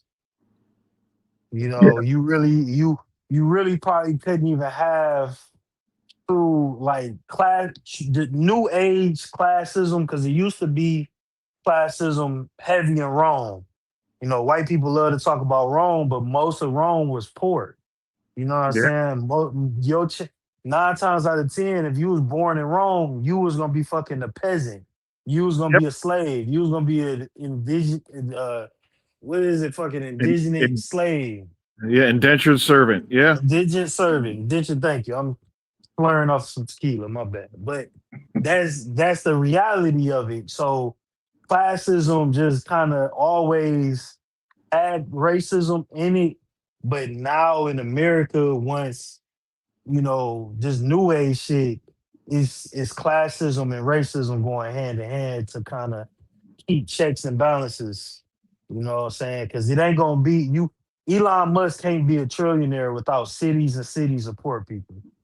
That's what I don't get about Elon. He be crying about race and shit like that. You got all this billions. Why ain't you helping your white people? I don't You see no know, damn Elon benefits for fucking poor white people, but he talking about what white people go through. Like he understands that. You don't understand that Mhm. shit. and he's a fucking tether. He's not even from here. He just used to racism and white supremacy growing up in apartheid Africa. So I'm about to he say, just isn't he feel South like, African, something like that? yeah, yeah. So he just feels like black people should just always be in check. He feel like a lot of so we talking about it. Another form of classism was having whites only stuff. It wasn't if it was whites only and blacks only, but the bathrooms looked exactly the same, if the water fountains looked exactly the same, that would have been a problem as well. It couldn't be Yes. separate and equal. It had to be separate. Mine is better. The Yep. thing that has the white only sign hanging above it is way better. You have to be in the back of the bus. You have to be sitting by the fucking bathroom. You got to be going in through a different entrance that's not glamorous. And that goes back to the whole materialism thing. It makes them feel better. Like, okay, I'm Yes, it does. poor, but at least my water fountain ain't that. So Yeah. I Mhm. feel better about myself. You know what I'm saying? And that's looking at the glass kind of half empty or half full, however you want to look at it, because there was pros that came with that lifestyle Mm-hmm. back in that day. Like they, if you had black police officers, they would force them into the black neighborhood. So we were policing ourselves. So Mm-hmm. it was benefits to that shit back then, but we didn't see it that way. We see it now that we're on the other end of it, but I don't know. I don't know. No, you got a point because I think that if for some reason 2027 that was to happen again, black people would make the best. Like our shit would probably look better. You know what I'm saying? Like the blacks only shit would probably be the shit that the water fountain would be gold with diamonds on it. Like the shit would look better. You know what I'm saying? So you know this system that we in that kind of came like you spoke on it with the heroin and shit. And I really do want to do it like a really deep dive into the war on drugs because it was the perfect play for white supremacy, the perfect play for racism, and the perfect play for capitalism. Keep these motherfuckers poor and destitute and make the rich and wealthy mainly be through sports and entertainment because that was we always talk about why black people only that's all we had at one point. You wasn't getting rich no other way, and they wasn't even rich, but they was the richest of our people was the ones in Motown, the ones playing Negro leagues and then getting picked to be in integrated leagues. So it's like the play and just completely decimate their communities so it can never be better than our communities. Right. It was a crazy chessboard play on some long term shit. And honestly, that's how I see it playing out. Even if we would have stayed segregated and we started to uplift and our community started to get better than theirs, they would have did the same shit over again. It would have Hmm. repeated itself. As soon as we got something better than they got, they want to take it or destroy it. One of the two. It's gonna be That's take or destroy. a little bit of both. Black Wall Street was a little bit of both. They was robbing houses and burning them bitches up. Like Yep. this shit, yeah, black obsession, man. It's an obsession. Like it's like they're tethered and connected to us, but it's a one-way connection because we really don't be giving a fuck what they got going on. We don't give a fuck about how rich they get. We really don't give a fuck. We really just want to live in peace. We really just don't want police killing us unjustly and people coming up missing on beaches and shit. We There really you don't be go. giving a fuck. We just trying to get ours. You know what I'm saying? Like we for hundreds of years, we just was cool on just getting ours, getting as much as we need to make work. You feel me? And Chitlins and bullshit like that. that's part of the reason we should care how rich they get because money is a finite resource. It's not, I mean, Hmm. they could keep printing this shit, but every time they print more, it becomes less valuable. So Hmm. it, we should care who getting the riches. That's the problem. We should care, but uh, that's a whole nother subject, and Yes, I don't sir. even Yes, know sir. how to fix that shit. Yeah, that Yes, should be the it is. mindset. It shouldn't be. It should be on some get rich or die trying type shit. Like we should be at a race to get as wealthy as we can, but not at the expense of the hood. Like it should. That's where my problem be. Like we should be wanting to build up our own shit instead of be so quick to just run up away. You know what I'm saying? That's where because it would just help. Like that would really help the community if people were, you know, if I live in Detroit and I make 200, 300, I don't, but I hope to do so soon. If I'm making 200, $300,000 a year and I don't run off to the suburbs and I'm still spending money and Right. the people that's cutting my grass is from the neighborhood and my dollar is circulating through the black community and then other people are able to make money off of my money. I make $100 and 50 of that goes to the community and two people make $25 and it just that money flip like down there like a drug mindset type shit, like a pyramid scheme almost. It it will flow through the community. The schools will be better. It just would generationally help. But that's like you said, that's a rabbit hole. That's a whole nother Yeah. conversation. See, logically, what you're saying, it all makes sense. Like, take for instance, Baldwin Hills. That's a place full of rich black people. But Hmm. what they end up doing, becoming gatekeepers. They get they shit Yep. just cut Exactly. us off. There you Exactly. go. They completely isolated and separated. They had their little TV show and shit. And yeah, that's a very good example. Yeah, a lot of the black suburbs was like that for real, for real. Yeah, they just cut us off. They like, you ain't one of us because you don't make this certain amount of money. You don't belong in this neighborhood. They'll treat you just like they white and you a nigga. That's how they'll treat you up there. They The, don't care you share the same skin tone, skin color. the bourgeois. Yep. Yeah, yeah, that's a mindset thing for sure. Those are the kind of conversations that I think we should be having and criticizing. That's some shit that I would respect Anton Daniels and all these other cool creators to have. You just want to keep talking about Ray Ray and Pookie and Bone Right. all Yep. day, but them conversations really have zero solutions and ain't no doing shit but getting you rich. That's all you're doing is providing entertainment to fill your pockets. You're not providing substance. You know what I'm saying? Yeah. Yeah. Hey, Ty Pro, man, I'm gonna jump off real quick. I gotta hit the sheets, but I want to say shout out to everybody in the chat. I'll see y'all around on these YouTube streets. See y'all around. Ty Pro, I'm gonna hit you up on Discord and the private Discord. I'm gonna give you my number, man. We gonna chop it up a little bit when you get a chance, and Oh yeah. we gonna do it that way because there's some stuff I want to talk to you about personally. And Erroneous C, I totally agree with your political thing. Like I said, I am not a political person at all.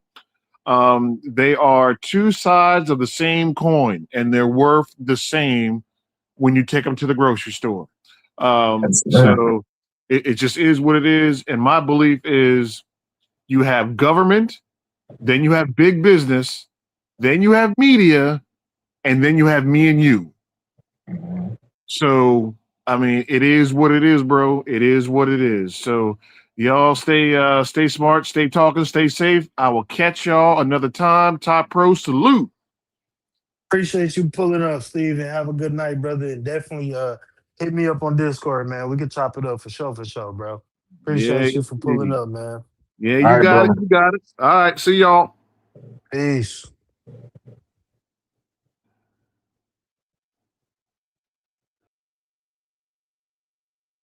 You still there, E?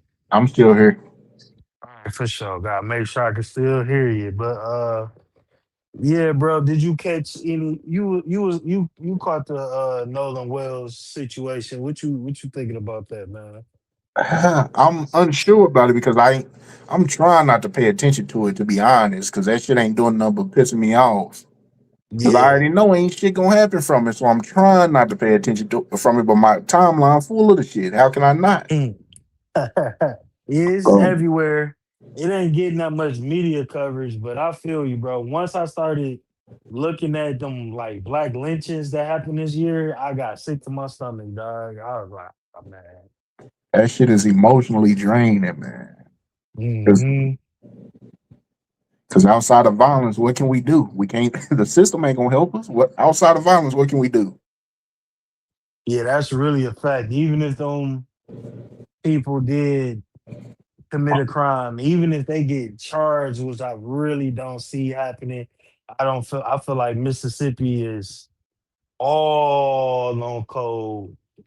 Like everybody involved that day in that situation who ain't black is on code 100%. They not eating that shit. You know what I'm saying? It's gonna get ruled to drowning. It's just too easy. Like we can know that more to the story, but it's just gonna be too easy to say, yeah, he drowned. He fell off the boat. Nobody seen him. He drowned. You know what I'm Not saying? not only that, the parents are what judges and lawyers and shit like that. These ain't Yeah. regular white folks. I mean, they just not small time white folks. So we know how this gonna play out. It made once I seen she was a lawyer, I mean a judge, one of the dude's mamas was a judge. It brought me back to that show Your Honor. I don't know why it made me think it, I guess because of the judge thing and how he was Yeah, covering up his for son's his son. murder. Mhm. Yeah, they wound That up was a good ass blowing up. show. It was fire, bro. They blew up that black kid's house and killed his whole family. That shit was fucked up. It had a lot of racist elements in it too. They use the blacks for something that I'm trying to remember? It's been a while since I've seen the show. I watched all the episodes. Because I they think they had even came back did a season two. they did, yeah, because the dad got locked up and shit. Yeah, They had the black family. They had one of the black dudes who family blew up, house got blew up. yeah, They had his brother take the car and make it seem like he uh stole the car so they could pin a hit and run on him. And then they blew the house up so there wouldn't be no witnesses yeah. or nobody to speak on what really happened. You know what I'm saying? So that shit Yeah. was crazy. And then they made it seem like it was a natural gas explosion, but the people were so poor they ain't had gas on in months. But Hmm. nobody questioned it. You know, everybody was on code. You know what I'm saying? Everybody was on code. The judge didn't even know that that was the call he put in. He just asked for some help. and they went and found a couple black dudes, depending on, and make it seem like they stole the car, hit and run. They like they can go to jail and it'd be all right type shit. It Yeah, was fucked didn't up. they off Corruption. old boy? And when they locked him up for it, they offed him so he couldn't. Yep. Yep. Yeah, The white dude, the white dude was racist and he beat the black dude to death in jail. yeah. You know, like they Yeah. say, art imitates life. Shit. Ain't nobody that goddamn creative. That shit be That's going a on all fact. the goddamn time. That's a fact. That shit was a compilation of real life stories. But yeah, I ain't really got much to say about that, man. I'm trying not to pay attention to it. I ain't really dove deep into it, honestly. Yeah, I'm gonna keep my eye on it, bro. My heart just kind of too heavy with all the bullshit that be going on. That Carmelo Anthony case already just removed, and the Rick Child case. I don't have no faith in the judicial system, especially when it comes to these high profile cases. I'm just banking on the Chadusi getting getting nailed to the fucking wall. Because for some reason it seems like he pissed some white folks off. So I don't know why his shit taking so long. I'm glad he in jail. I'm glad that all of these people said they was smacking him in the booty hole came out. I just want him to at least do 20. I ain't gonna get my hopes up on 30 and all that. I really feel like he gonna get charged with 10 and come home in 5 at at the most, but or yeah, he might get charged with 5 or some type of stupid shit. But it seems like nobody there likes him. Like the prosecutor, nor his fucking not even his own lawyer really likes him like that. Like it's just So that's all. That's my last hope, bro. That's all Yeah, I that got. goes back to the poor whites. They've been betrayed by their own goddamn people. Y'all complaining about all this shit. Your own people sold y'all out. So Hmm. he's one of the representatives of the poor whites, and they're gonna treat him like they treat the poor whites. He getting what his people give Exactly. him. He's stereotypical poor white baby daddy, felon, running out on meals with a fucking trailer, living in a trailer that's that he just got evicted from. He is Joe Dirt. This nigga is real life Joe Dirt. You want some what do you say? You want some cheese fries with that wine burger? He's just facing the effects of classism. I mean, that's really what it is. They look down on him. They turn their nose up at motherfuckers like him. I don't care nothing about throwing him in there and getting some prison work out of him. They look at him just not like niggas, but as close as a nigga you can get with that fair skin. Hey, so we got somebody in the chat. Guessing it's a Caucasian. Welcome in, Caucasian. And he says, if those white boys had, it might not be, if those white boys had something to do with Nolan's unaliving, why did they bring his phone back instead of throwing it into the Gulf on the 10-mile trip back to the mainland? Well, Because they go go ahead. ahead. No, no, go ahead, go ahead. Because if they would have found the phone in the fucking Gulf, that would have made him look even more guilty. That's a fact. That is a fact. And in the video, he's yelling at them, "You half black and half Hawaiian." He white, so that's white. Uh, you got a white mind probably, but I don't know you. Let me stop being mean. Welcome in, hit the like button. You welcome to come up on the panel if you want to have a conversation.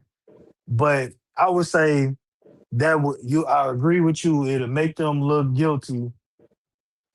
guiltier. They already had his car and his car keys at their property. They deleted things out of his phone. So clearly there was something in the phone that they wanted. Like D Money just said, they kept it to wipe it. There was things in the phone that they wanted to delete. And it's not and they thought that it was just gonna be as easy as saying, oh, he wanted to stay behind, but we got his phone. You know what I'm saying? They didn't they not acting like they not acting like some type of criminal masterminds. They're not acting like Dexter out here. They just did some dumb. They did some shit, and they did very little to cover it up. D Money said they didn't bring his phone back. They kept the phone to wipe it, and the parents had to track the phone to get it back. Exactly. If they were so innocent, why didn't they call and say, "Hey, we got his phone, but we don't know where he at. We don't know what happened. He left his phone on the boat." And if it was an innocent reason why they had their phone, why is he in the video telling them to give his phone back and he perished without his phone? They didn't even give it back when he was telling them to. So that is very, very suspicious, beyond suspicious. Okay, again, I'm not up on all the details. So when they came back without him, did they tell his parents that okay, he's just lost, or what did they tell his parents? I'm gonna give you the. I'm gonna catch you up a little bit on just what I know. Mhm. So the story is they seen him at 3 p.m. They left at 4:30 because the boat was sinking, and they told him at 3 p.m., "Hey, we about to leave." And he said, "I'm gonna stay with this girl." So they left, but they didn't leave for another hour and a half. Everybody, he had a black friend there, and he was talking to a woman there. Both his black friend and and the woman said they last seen him between 4 and 4:30, and he said he's going to get back on the boat with the people he came with, right? So they got into it's a video of them getting into it on the boat about his phone. Now, when they came back home, they did not take the boat to the person because one of the kids owned the boat, or one of the men, because they're not kids. All these people are grown. They're young, but they're grown. One of the white men owned the boat. They didn't take the boat back to his house. They took the boat back to the one whose mom is a judge's house. So they go back home. The phone location on Snapchat got turned off at the party. So the last known location showed the party. Now they go back home, they delete their social media, and the judge puts out a post on Facebook about the situation once he came up, passed away. But they go back home and they delete their social media. The next day, they go out and get breakfast. They got questioned because they getting breakfast while there's an entire search party going on for the person that they just was with, that they brought to the party. While there's a search party going on, they go get breakfast. They get asked, "Why are y'all getting breakfast? Why y'all not searching?" And they responded, "Because y'all already think we did it." That's when the deletion came. They all met up at the judge's house and stayed there that night, uh, where they brought the boat back. They also didn't respond to anybody looking for him. They didn't respond to nobody on his phone. His phone was on when it was at their house, like powered on. So people are calling his phone, his mama calling, his daddy calling, his friends is calling, people hitting him up on Snapchat, and he didn't nobody answered his phone, and nobody called the mom and said, "We don't know where he at. He just not with us." They never even said that.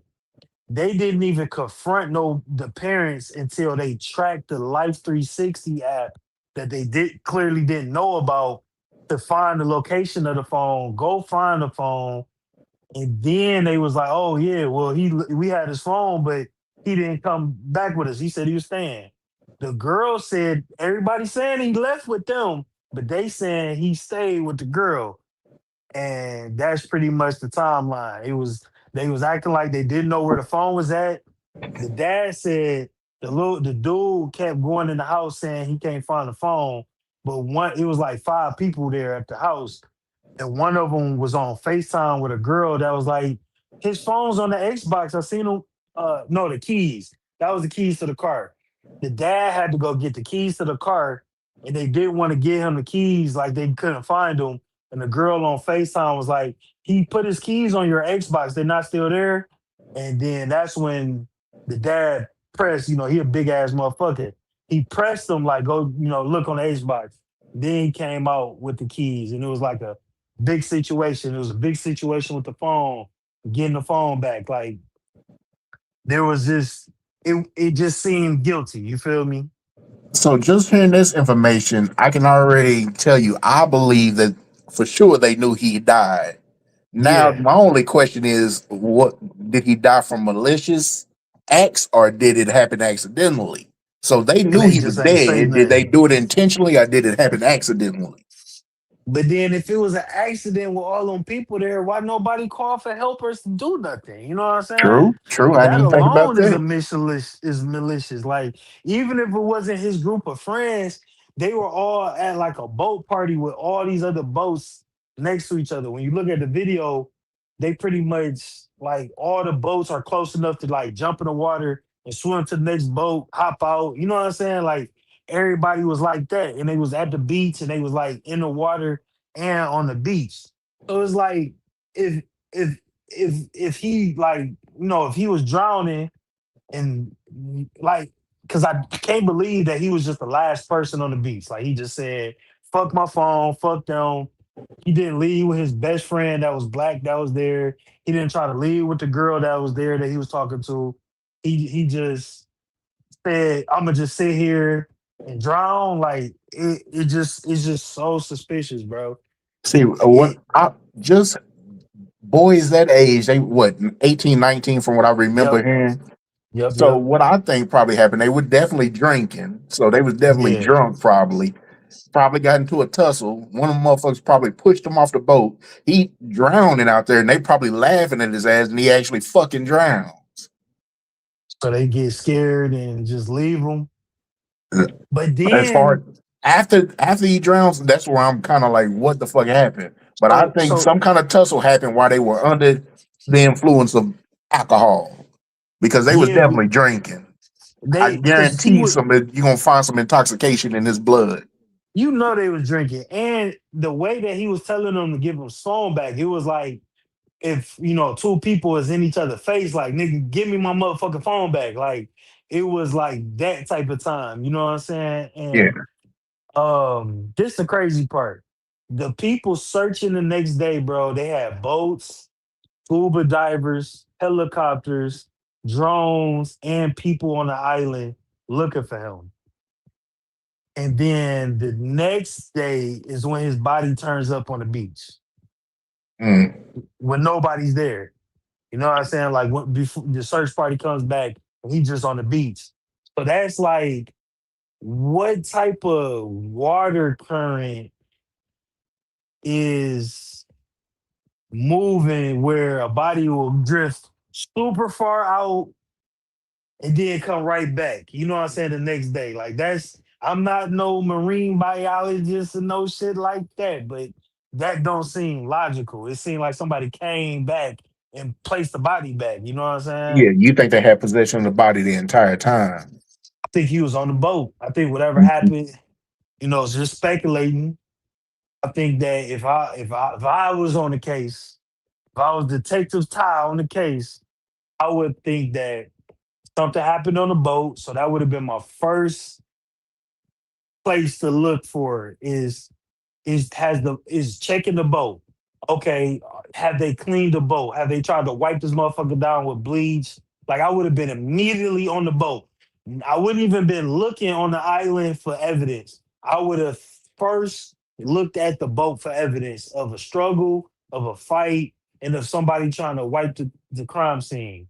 My very second thing would be taking possession of the phone and getting every bit of phone records from Snapchat, from his text message carrier, all of that shit. I would start there, and in that same breath, all three of the dudes that was there phones. I need all of y'all phones, and then I would start canvassing everybody phones who I could find that was at the party. I wouldn't even be worried about the water because that's gonna be so hard to really kind of like time is of the essence. That shit not going nowhere. But people, somebody could be like, "Oh, my phone blew up and I had to get a new one." Fuck all that. Oh, the boat caught fire. It's gone. Fuck all of that. I'm searching that boat and I'm searching y'all. I'm trying to see what y'all did every fucking minute since the last time y'all seen him. You feel me? And you said they took the boat back to the judge's house, correct? Not the person who owned the boathouse. Yep. Yeah, and the judge is a female, correct? Yep. She's probably not going to be driving boats. I mean, that sounds kind of sexist, but I don't know a lot of boaters that's female. So that's probably why they took it to her house, and then so they can dish the body later. I don't know. Yeah. I don't And know. then somebody said, this could be just a rumor, but people were saying that they drove past and they seen them cleaning the boat out at night. But that could be just a rumor. You know what I'm saying? But I would be suspicious of that as well. You know what I'm saying? All, Um, all in all, I don't see them. They ain't going to jail. They gonna find a way to get them out of it. It's too much power involved. yeah, they had that phone and they deleted stuff out of the phone. They deleted uh Chelsea ain't like that shit you said. Well, she's a judge as well. She might not be super boat. I mean, what would be the point of bringing the boat to her? That ain't even her boat. That ain't her kid's boat. It was somebody else's boat. They brought it back to her house. They pretty much met up at the judge's house after the incident. After they left, they went to that house instead of nowhere else. That ain't where all their cars was parked at. That's not where they met up at to go to the beach.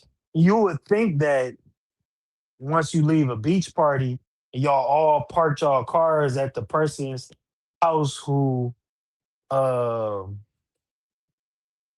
had the boat and y'all left his house together and all y'all cars is in the same location, you would think that that's a first stop y'all gonna make, right? You know what I'm saying? Like, why wouldn't y'all go get y'all cars, put the boat back where it's at? You know what I'm saying? Get it fueled up or whatever the fuck you do with boats. That's just kind of what my common sense, my logic would go. Why go to the judge's house? I just don't know a lot of female judges that's gonna be boat fishing and shit. I just don't know that. But again, I ain't from that part of the world, so I can't really comment on it. Yeah, I ain't been on too many boats. The only boats I ever even been in a dock. You know what I'm saying? Like, I ain't been out on the waters. I don't know what they be doing, but they don't sure won't be going out on any white boats. See any white functions for sure. White on They that can be boat. like, you that motherfucker that's always saying crack on your podcast, right? Yeah, we got some shit for you. Oh, shit. Yeah, it's fuck. And they said Nolan can swim, and he was a football player.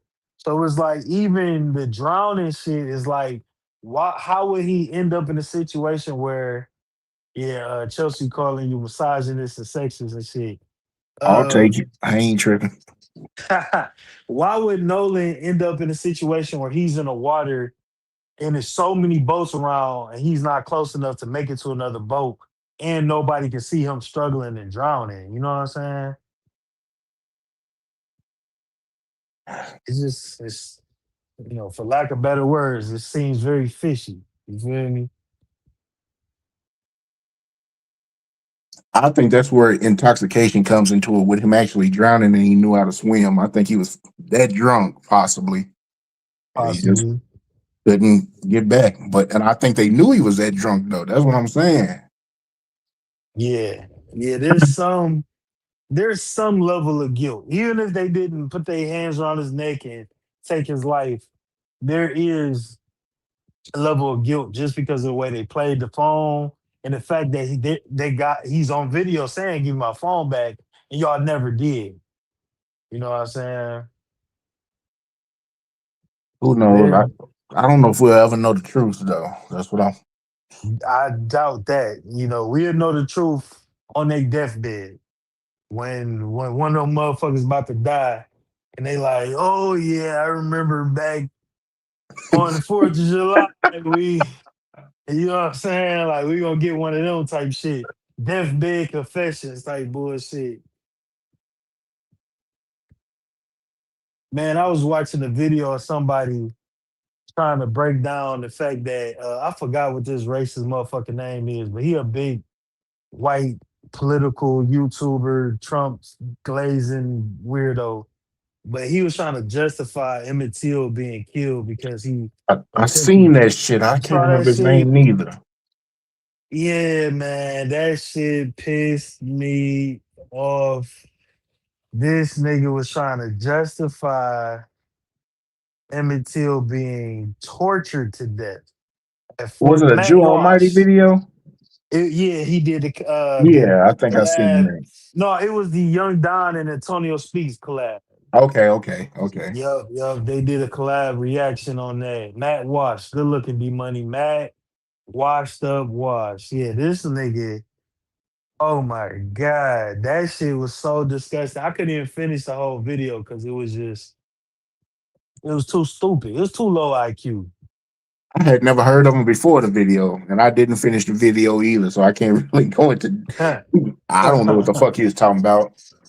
Some white babble bullshit. I've only heard of Matt Watch from people like Jew Almighty and shit reacted to him, but he sounds like a fucking idiot whenever I seen him talking.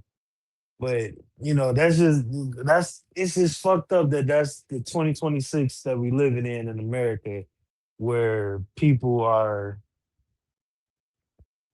It's it, revisiting. it's a time frame of propaganda because that's all it is propaganda to push a narrative. They trying to push Mhm. a narrative. Yeah, it's narrative over intelligence, it's narrative over logic. You know what I'm saying? If you it's like so many people are just couch chewing sheep. Like they just follow anything that the people that they follow say. You know what I'm saying? And that shit is scary, bruh. That shit is scary.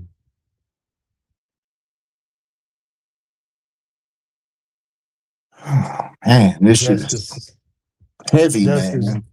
yeah. Jessica said a 14-year-old boy deserved to be tortured to death. Sick. Yeah, that's insane. That's insane. You shouldn't even want to take that tape in 2026. Like, what the fuck are we doing? What are we talking about? That is fucking insane. And then he was trying to say the woman, when she confessed that she lied, was being pressured to lie. Why the fuck she got to get pressured at 99 years old as the bitch from the Titanic? Who the fuck pressure? She ain't got to. You don't give a fuck about shit when you that old. Nope. But probably clearing your conscience because you knocking on the upper room's door. You like scared. Well, I don't want to burn to hell for the bitch. You still burning to hell. When you But that old, you either two things. You either evil or nice. Ain't no in between. ain't no in between. You know what I'm saying? It's crazy out here. Crazy. But like you said though, it's propaganda. It's definitely propaganda. Because what it do, it so when Matt Wash's supporters watch that video and then they hear the Nolan Wells case, it numbs them to the empathy for it. You know what I'm saying? It's fucking crazy. Yes, Rachel G. She's still burning. Still, she's on fire. Fire. Still burning. Been burning for a little minute. Throw some motherfucking wood on that fire. Everybody on this internet is looking for a hot take just to say something first to get the most clicking views, man. I try, man, it's just draining. Everybody just doing Yeah. anything for clicks and views because that's what the fuck they doing it for. They don't even be believing half the shit they say. That's like the Sneeko cat. He doing a Yeah. 360 now. He battling all his people he was riding with. Yeah, I've been paying attention to that shit too. Sneako's such a drifting ass weirdo, bro. I just in I was saving the Sneeko shit for my Myron Gaines, Sneeko, Nick Fuentes, racism is gay topic. Because all of these niggas is racist and they all gay as fuck. And I just wanted to, and then shout out to the LGBTQTOS community. Definitely, black power, gay power, all that shit. But them niggas is racist and gay as fuck. And I just really I wanted to talk about all of that because Sneeko out here talking about, oh my God, did you see Alex Jones talking about this shit, talking about some inshallah? Alex Jones. Alex Jones, yeah, I saw this shit. That nigga, I feel like Alex Jones is the dumb racist version of Stone Cold Steve Austin. Like he's his dumber racist Oh, man. brother. Like just he's the same beer chugging white dude. He just fucking stupid as a bag of empty Budweiser cans. And racist is all fuck. You got to understand, those type of people need representation. That's why they love him. Mm-hmm. He represents them to a T. That's why they love Trump. Yep. Trump knew to appeal to those types. Look, I'm a truck driver, bro. A lot of the white truck drivers at my job love some Alex Jones. They America to death. You know what I'm saying? And just going on to like say Trump, they don't know none of Trump's fucking politics. They know he'll grab a bitch by the pussy. I mean, woman by the pussy though. They know that. I like how you corrected from bitch to woman, but still said pussy. I'm trying to be PC. I'm trying to, but I ain't no It'd be PC hard, dude. man. It'd be hard. Me neither, dog. It's especially when I like to have like just cool kickback type combos. But yeah, that's what they liked about Trump. That was like the biggest thing he could have. That probably did more for his campaign than the fake getting shot in the ear shit. Like they love that shit, bro. They live for that shit. They live to be that. They feel like they can beat Trump one day. Yeah. They I can mean, they drive their are Trump pickup. in a certain degree. I mean, outside of the money. I'm surprised it ain't more pickup trucks parked on the White House lawn all the time. Like I'm just surprised it ain't like 5 white dudes drinking beer, barbecuing with a bunch of pickup trucks. Because they don't understand that ain't what Trump is anyways. I mean, he has the same intelligence level, but he a New Yorker. He don't want to be around them motherfuckers like that. No, he just smart enough to know the game. He been, part of the analytical. Being in TV, you get used to demographics and analytics and different type of people and where areas they are and what they respond to. So he already was groomed in that type of like that field of knowing how to reach out to them people because he really do that to all groups. You know what I'm saying? It just shines brighter with that group because that's his biggest pool of supporters. He did that shit with black people though, with the Kodak Blacks and the fucking Lil Wayne pardons and when he's in black neighborhoods, he bringing out a black rapper like dropping the Trump one shoes that look like a fucking fever dream. Like Yeah, he had Trump everything. Shoes, cologne, he had everything. the Trump phone. He really obsessed with doing anything Obama did but better. This motherfucker putting his name on everything. Like he reminds me, even though he's been rich all his life, he reminds me of like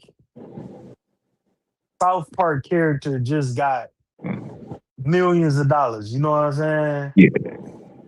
Just He's running America like a business, but not a business that's supposed to profit the people. It's supposed to profit him. So he gonna cash this motherfucker out when he get to the He point. running America like a front, like a drug front. Like he running this bitch like black drug dealers that get barbershops and laundromats and car washes. He running this bitch like a drug. He don't give a fuck if the business make money because he washing his money through this motherfucker. The sad thing is, we only in 1 year into his term. He got 3 more, right?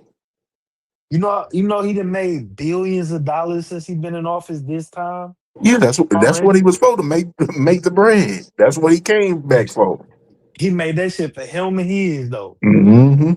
Generational wealth. Them ugly ass, weird mutant looking sons of his is They're gonna be pushing his one son next. I don't know how long it's gonna be, but his oldest son, they're gonna be pushing him next. Man, that nigga's sons look like X-Men with the lame powers like Toad and shit like that. Like that nigga sons look like just through weird. Like they were like genetically modified, GMO. I ain't never gonna get monetized. Rose is gonna have to come to time.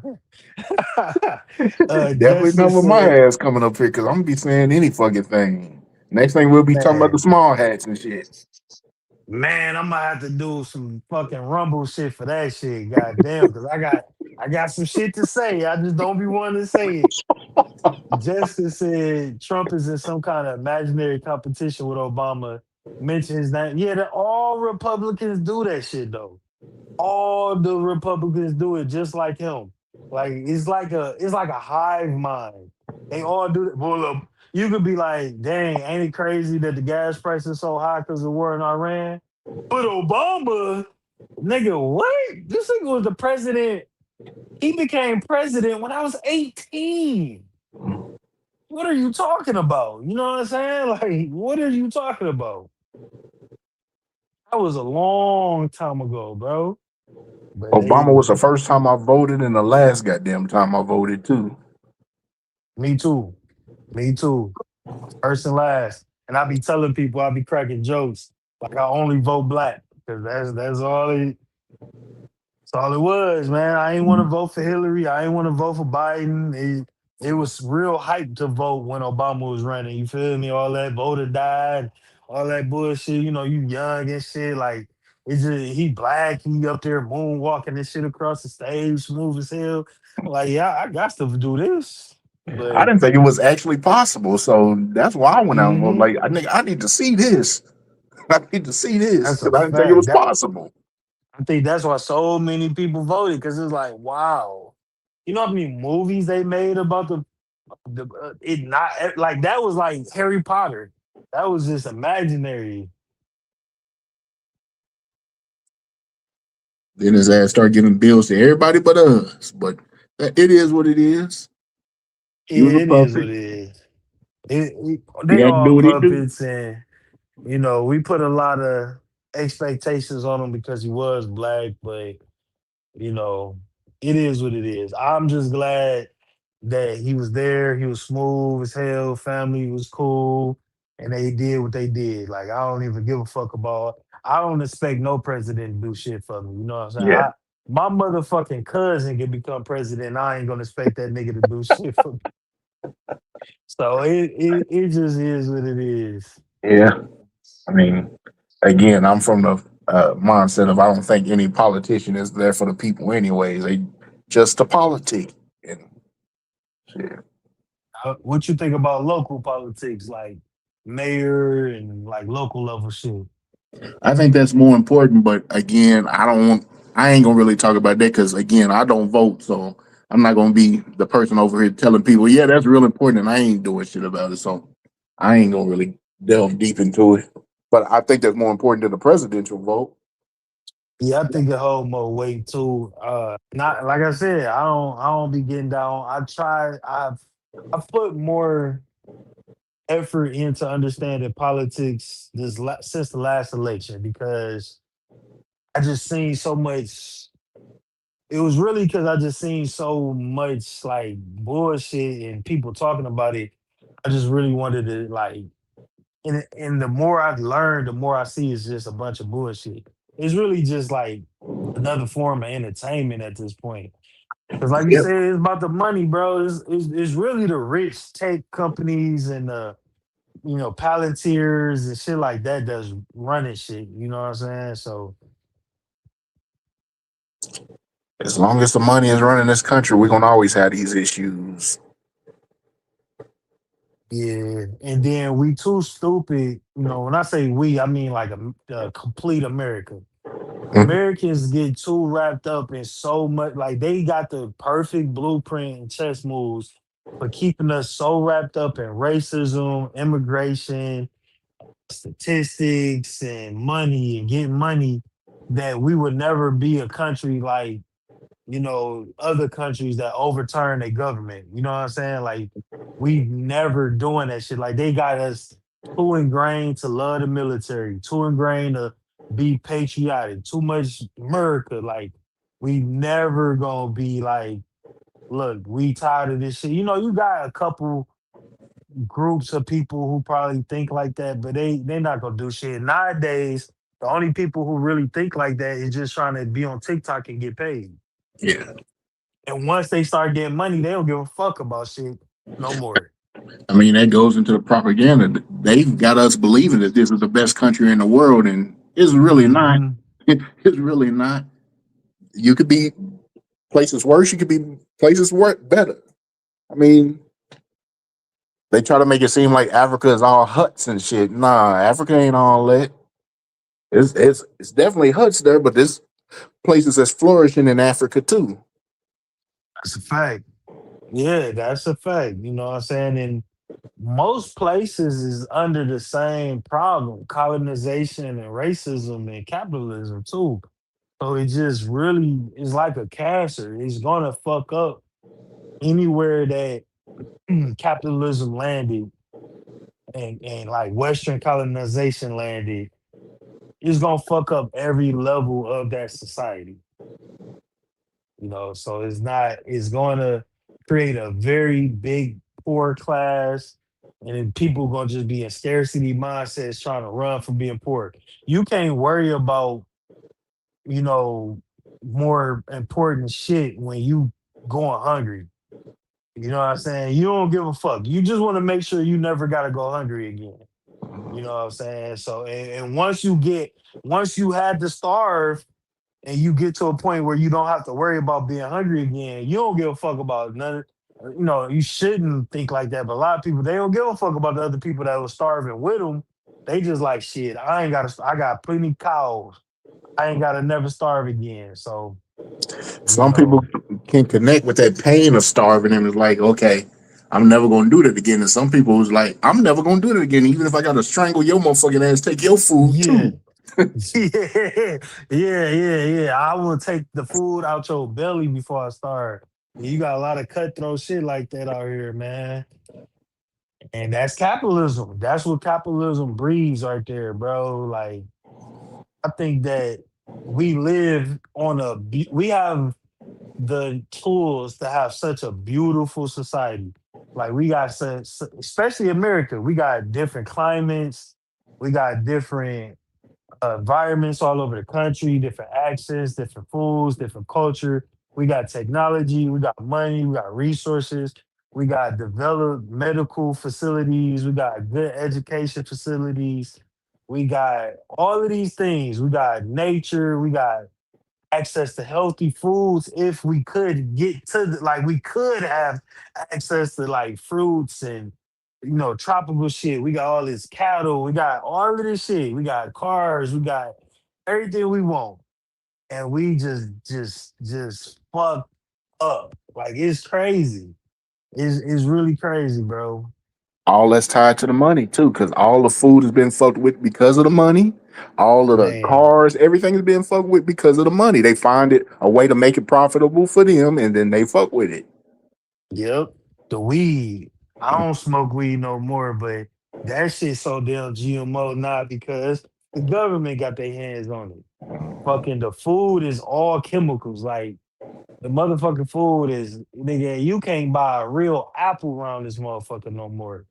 Like, we gonna be eating pills and applesauce in a minute. Like, what was that movie? What is that movie where they couldn't have babies no more? They couldn't have babies. I'm blanking. Yeah, it was my man's Owen, and the world couldn't have Idiocracy. children. No. That's a good one though. That's a good one though. That's another good one. That's a Mhm.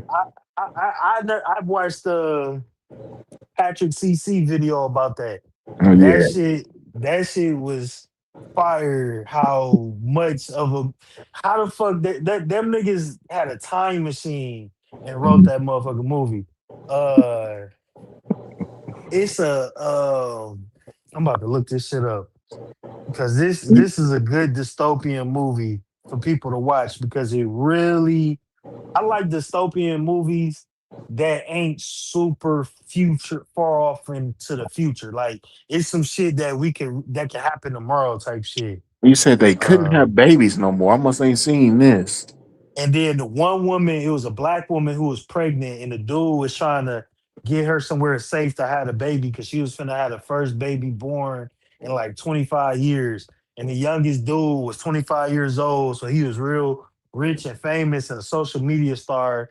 And somebody assassinated him, and it was all these little subgroups fighting, and because they couldn't have babies no more, like I don't know Oh, what Children happened. of Men, Kim Needers. Children of Men.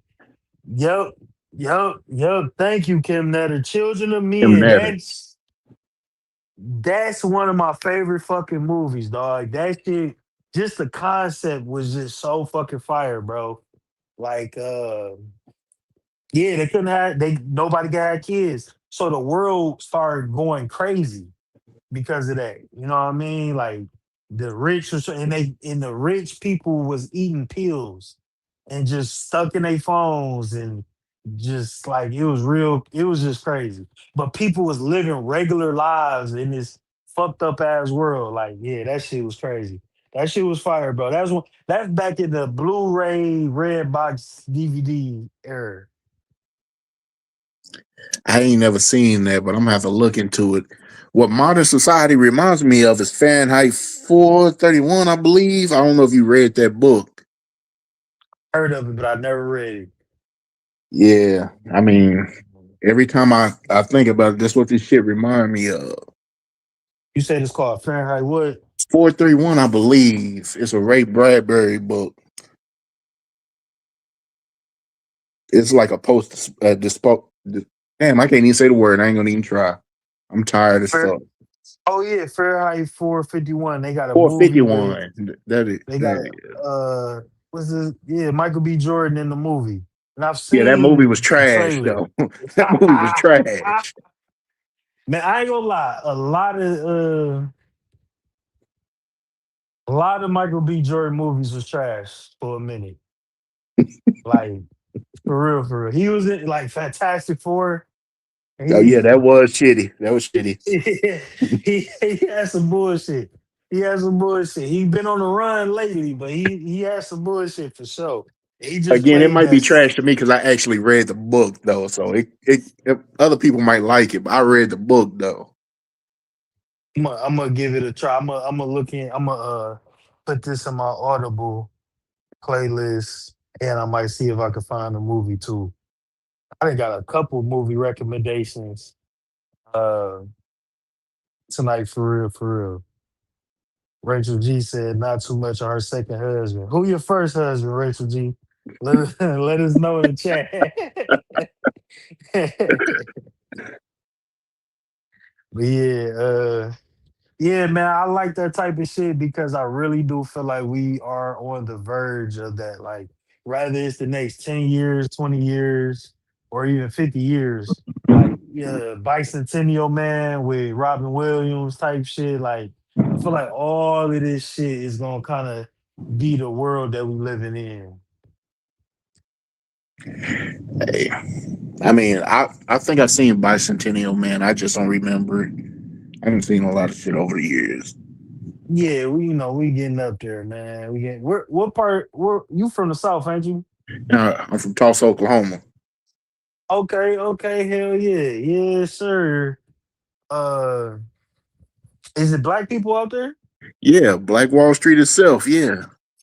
Okay, do y'all still is this like some type of museum or something for Black Wall Street? Yeah, they just built it up over the last few years. We got a small museum. It ain't as big as it should be. We got a whole block. The whole block is still over there. It used to be bigger than a Yeah, block, but yeah, it's still there. that's something Parts I of it gotta that see. didn't burn down. Yeah, yeah, now that's something that I gotta put on the list. That's something I gotta see for real, for real. I just want to just be there. You know what I'm saying? I ain't even know. I always hear, you know what I'm saying? I didn't know like black people still, I know, black people used to live in Tulsa. I just didn't know how it was nowadays. You don't really hear Oh, it's too still much about racist as fuck. Oklahoma. It's still Okay. racist as fuck. It's Oklahoma still. Yeah, that shit ain't going over. Nigga, Michigan is racist as fuck. And it's the North. Like, that shit ain't going nowhere, bro. The damn city was founded by Klansmen, so I guess it ain't gonna never change. That's insane. That's insane. Yeah, shit, man. But shit, I appreciate you pulling up and chopping it up with me, dog. I think I'm we All done of them. hit 4 hours. Yeah, I'm gonna get on up out of here. I probably pull up during the week and do just like some random, just chatting type shit. Have a couple clips to play, and we just kick it. So if you free, definitely pull up, man. I will. I'll holler at you. For sure, brother. For sure. Peace. Yeah. Peace. Yeah. There you go. We kind of went on some different tangents, but it's all black obsession, you know? And I like just having uh stream of thought conversations up here for real, for real. Appreciate Erroneous for pulling up. Definitely appreciate Stephen J for pulling up and everybody pulling up in the chat. But yeah, I'm gonna have some time to pull up one of these days this week. Y'all can let me know. Maybe I'll make a post about it tomorrow and see what day y'all want me to pull up. See what time y'all want me to pull up. Maybe I'll do a poll. I'll do a poll, see what everybody looking like so we can kick it, top it up, see what y'all want to talk about. We'll do like a more lighthearted thing, you know what I'm saying? I kind of want to talk about Streamer University. Yeah, I do want to talk about Streamer University and some other stuff that go on. Cause this ain't the only type of stuff I pay attention to. I don't just pay attention to all the racial stuff going on in the world. So I'm gonna do a pop-up show and we can just talk about some lighthearted stuff and we can kick it. Thank you, Coach Chelsea. I appreciate you. I appreciate everybody for pulling up. For sure, for sure. It's getting late. Um, thank you to the new person. I don't know how to pronounce your name. I'm gonna call you Kia. I'm gonna call you Kia because I can't pronounce that. You said rest in peace, Javea Harris. Who I seen that name. Who remind me who Javea Harris is because I seen that name and I don't I'm not putting it together to where I seen that name at though. And thanks for pulling up, man. You're a new person in the chat. I was I was little asshole to you at first, but you know we get a lot of trolls here and there, so I didn't know what type of time you was on. You seemed cool. I seen you talking to other people in the chat, so I hope you enjoyed yourself over here, man. Make sure you subscribe. I try to go live every Saturday night. You are more than welcome to pull up on a panel if you got something to say. Yeah, man. Hope to see you around. There's a lot of other content creators that be in the chat. So if they drop their links, you know, subscribe to them too. A lot of different kind of content, all good content, man. So, you know, shout out to you for pulling up. Definitely, definitely. Thank you, Rachel G. Thank you for pulling in. I appreciate that. I'm glad y'all enjoyed it, man. I'm glad to be back. Yeah, I was talking shit, man. I was I was talking shit. You said you black and Hawaiian. I respect it. I'm gonna leave you alone because you're not a troll. I didn't know if you was a troll or not, so that's why I had that energy. But you you not a troll, so you cool. You welcome over here anytime. You know what I'm saying? Anytime. D Money said that was the little black girl that was murdered by her parents. Wow. Okay, let me do some research on that. That's fucked up. So definitely rest in peace to Javea Harris. Rest in peace to her. That is so sad. Jessica M, what is you? Did you slip on some baby oil? What happened? What you got going on over there? Let us know. We nosy. But definitely. Rest in peace to Javea Harris. Rest in peace to Nolan Wells. Rest in peace to Cyrus Belton. You know what I'm saying? Prayers for Carmelo Anthony. It been real, and everybody else that we losing injustly. shit, prayers to all the people that we losing in the streets still, because I do understand that that is still a thing. I know I try to talk about the other elements of black people, but I understand the streets are still the streets. So rest in peace to everybody, man. I hope everybody I hope everybody is safe, productive, stay hydrated, stay prolific. Thanks for rocking with me. Thanks for pulling up. Jessica M was getting attacked by a flying water bug. That's unfortunate, man. That's unfortunate, but it is also funny. But make sure y'all staying hydrated. It's hot outside. Make sure y'all staying safe, staying alert, staying aware. Be careful when y'all at Walmart. And yeah, I'm out of here. I'll holler at y'all the next time. Peace out. Thank you.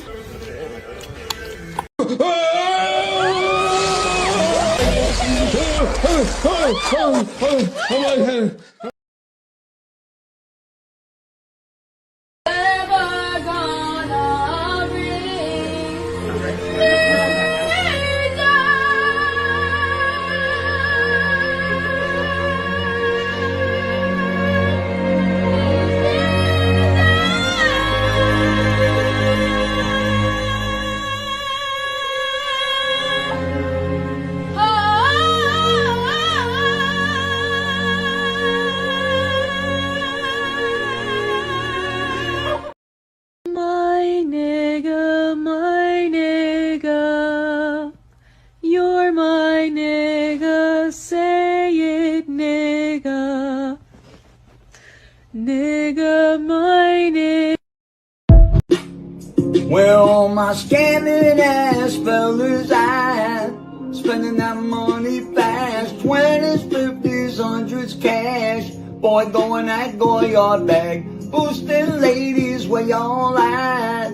Stuffing that shit in your bag, just to flip it, pop some tags. Girl, going at Goyard bag, spend that shit, spend that shit, spend that shit, baby, spend that shit, spend that shit, spend that shit, spend that shit, baby, spend that shit, woo!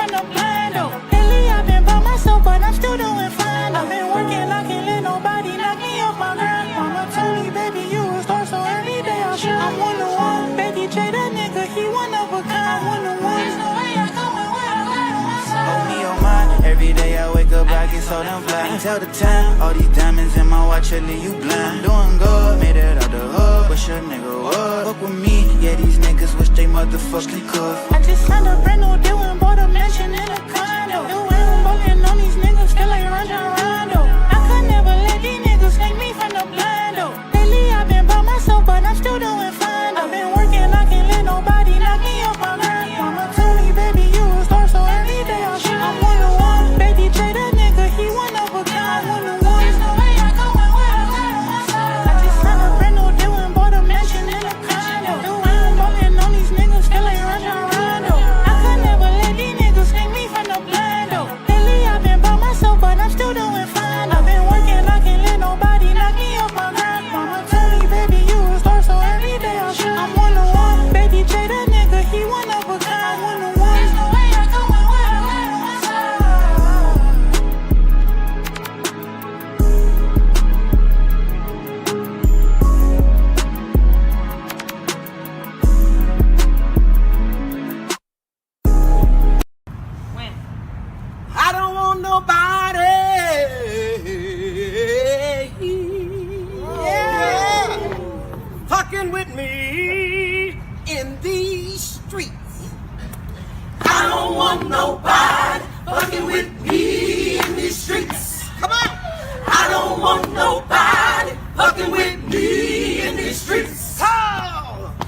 nobody got time for that. Ain't nobody got time for that. Ain't nobody got time for that shit. All right. Scorpions, centipedes, that's how all my niggas eat. Snakes and all that shit for free. That's how all my niggas eat. Snakes and scorpions, centipedes. That's how all my niggas eat. Scorpion with centipede. Eggs in that bitch just for me. Scorpions, centipedes. That's how all my niggas eat. Whip it in a bowl, hit it with the oil. That's how all my niggas eat. Do you want snakes? Do you want scorpion? That's how all my niggas roll. Fuck you mean? Do you want some? I can get you some in the next bowl. All we in this bitch making scorpions whole. Won't give a fuck about none of your hoes. Coming through this bitch, got a scorpion bowl. Centipedes mixed with the rest for show. Coming in this bitch, yeah, scorpion. He don't give a fuck, you could tell by his chin. I don't give a fuck, you could tell I'm a man. Cause I'm not eating no scorpion. Fuck you mean, snakes and cheese. Fuck you mean, mighties with me. I'm rat, rat, rat, rat, rat, rat, rat, rat, rat. We gon' cook all that. Rat, rat, rat, rat, rat, rat, rat, rat, rat, rat, rat, rat, rat. We gon' cook all that. What the hell y'all doing with that ratty rat rat? What the hell you about to do? Make a ratty rat pack? Coming through that motherfucker, make sure that rat pack. I don't give a fuck, bitch, we cooking all rat packs. Got a ratty rat rap, you want a ratty rat tap? I come through this bitch and ratty rat cat. I don't give a fuck, I got a ratty rat on my pack. I coming through this motherfucker, ratty rat in a pack. Yeah, do you niggas want some rat? I got rat. Do you niggas like that? I got that. I got some motherfucking rat. Look at the rat. I got some motherfucking rat, bitch. Look at that. Ratty rat, ratty rat, ratty with rat. Ratty, ratty with rat. Ratty, ratty with rat. A ratty tatty, ratty with a ratty at. A rat. Play me like a Game Boy. We're not the same, boy. Baby, I'm a bad boy.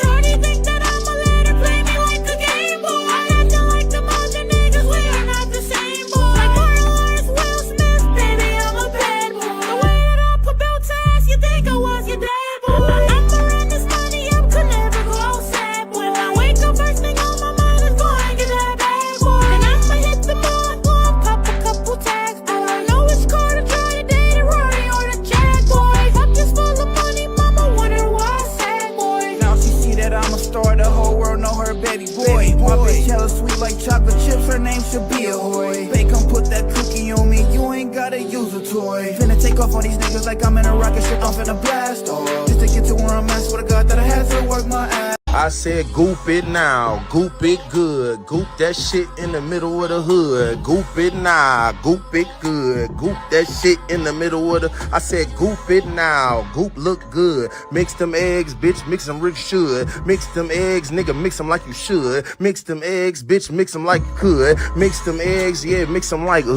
Fuck you mean, the shit really look good. Coming through that motherfucker goop in the hood. Coming through that motherfucker goop look good. Do it now. Goop it good. Cook that shit in the middle of the hood. Come through that motherfucker goop in the hood. Come through that motherfucker goop look good. Goop it now. Goop it good. Goop that shit in the middle of the hood. Mix that shit just like you should. Goop that shit just like you should. Goop it. That goop. That goop good like that. That goop. That goop. That goop good. The nigga cockeyed, and I know you seen it. The nigga cockeyed, they making goop school. They making goop school. The nigga cockeyed, his eyes cocked just like a pistol. The nigga cockeyed, cockeyed.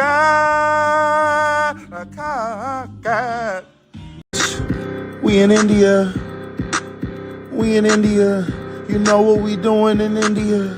You know what we doing in India. Staying in that motherfucker.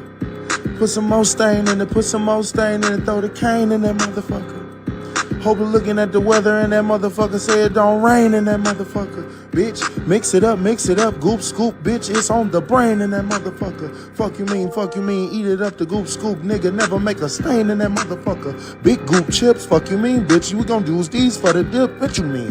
What you mean? You can come get this bitch goop scoop, yeah, you know it's clean. Everybody like goop, fuck you mean, goop, nigga, goop for you. Goop for the crew, goop for your boo.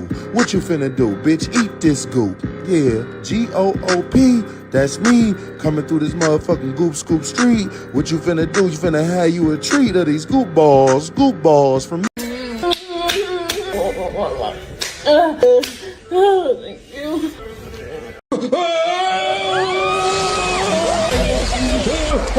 Thank you.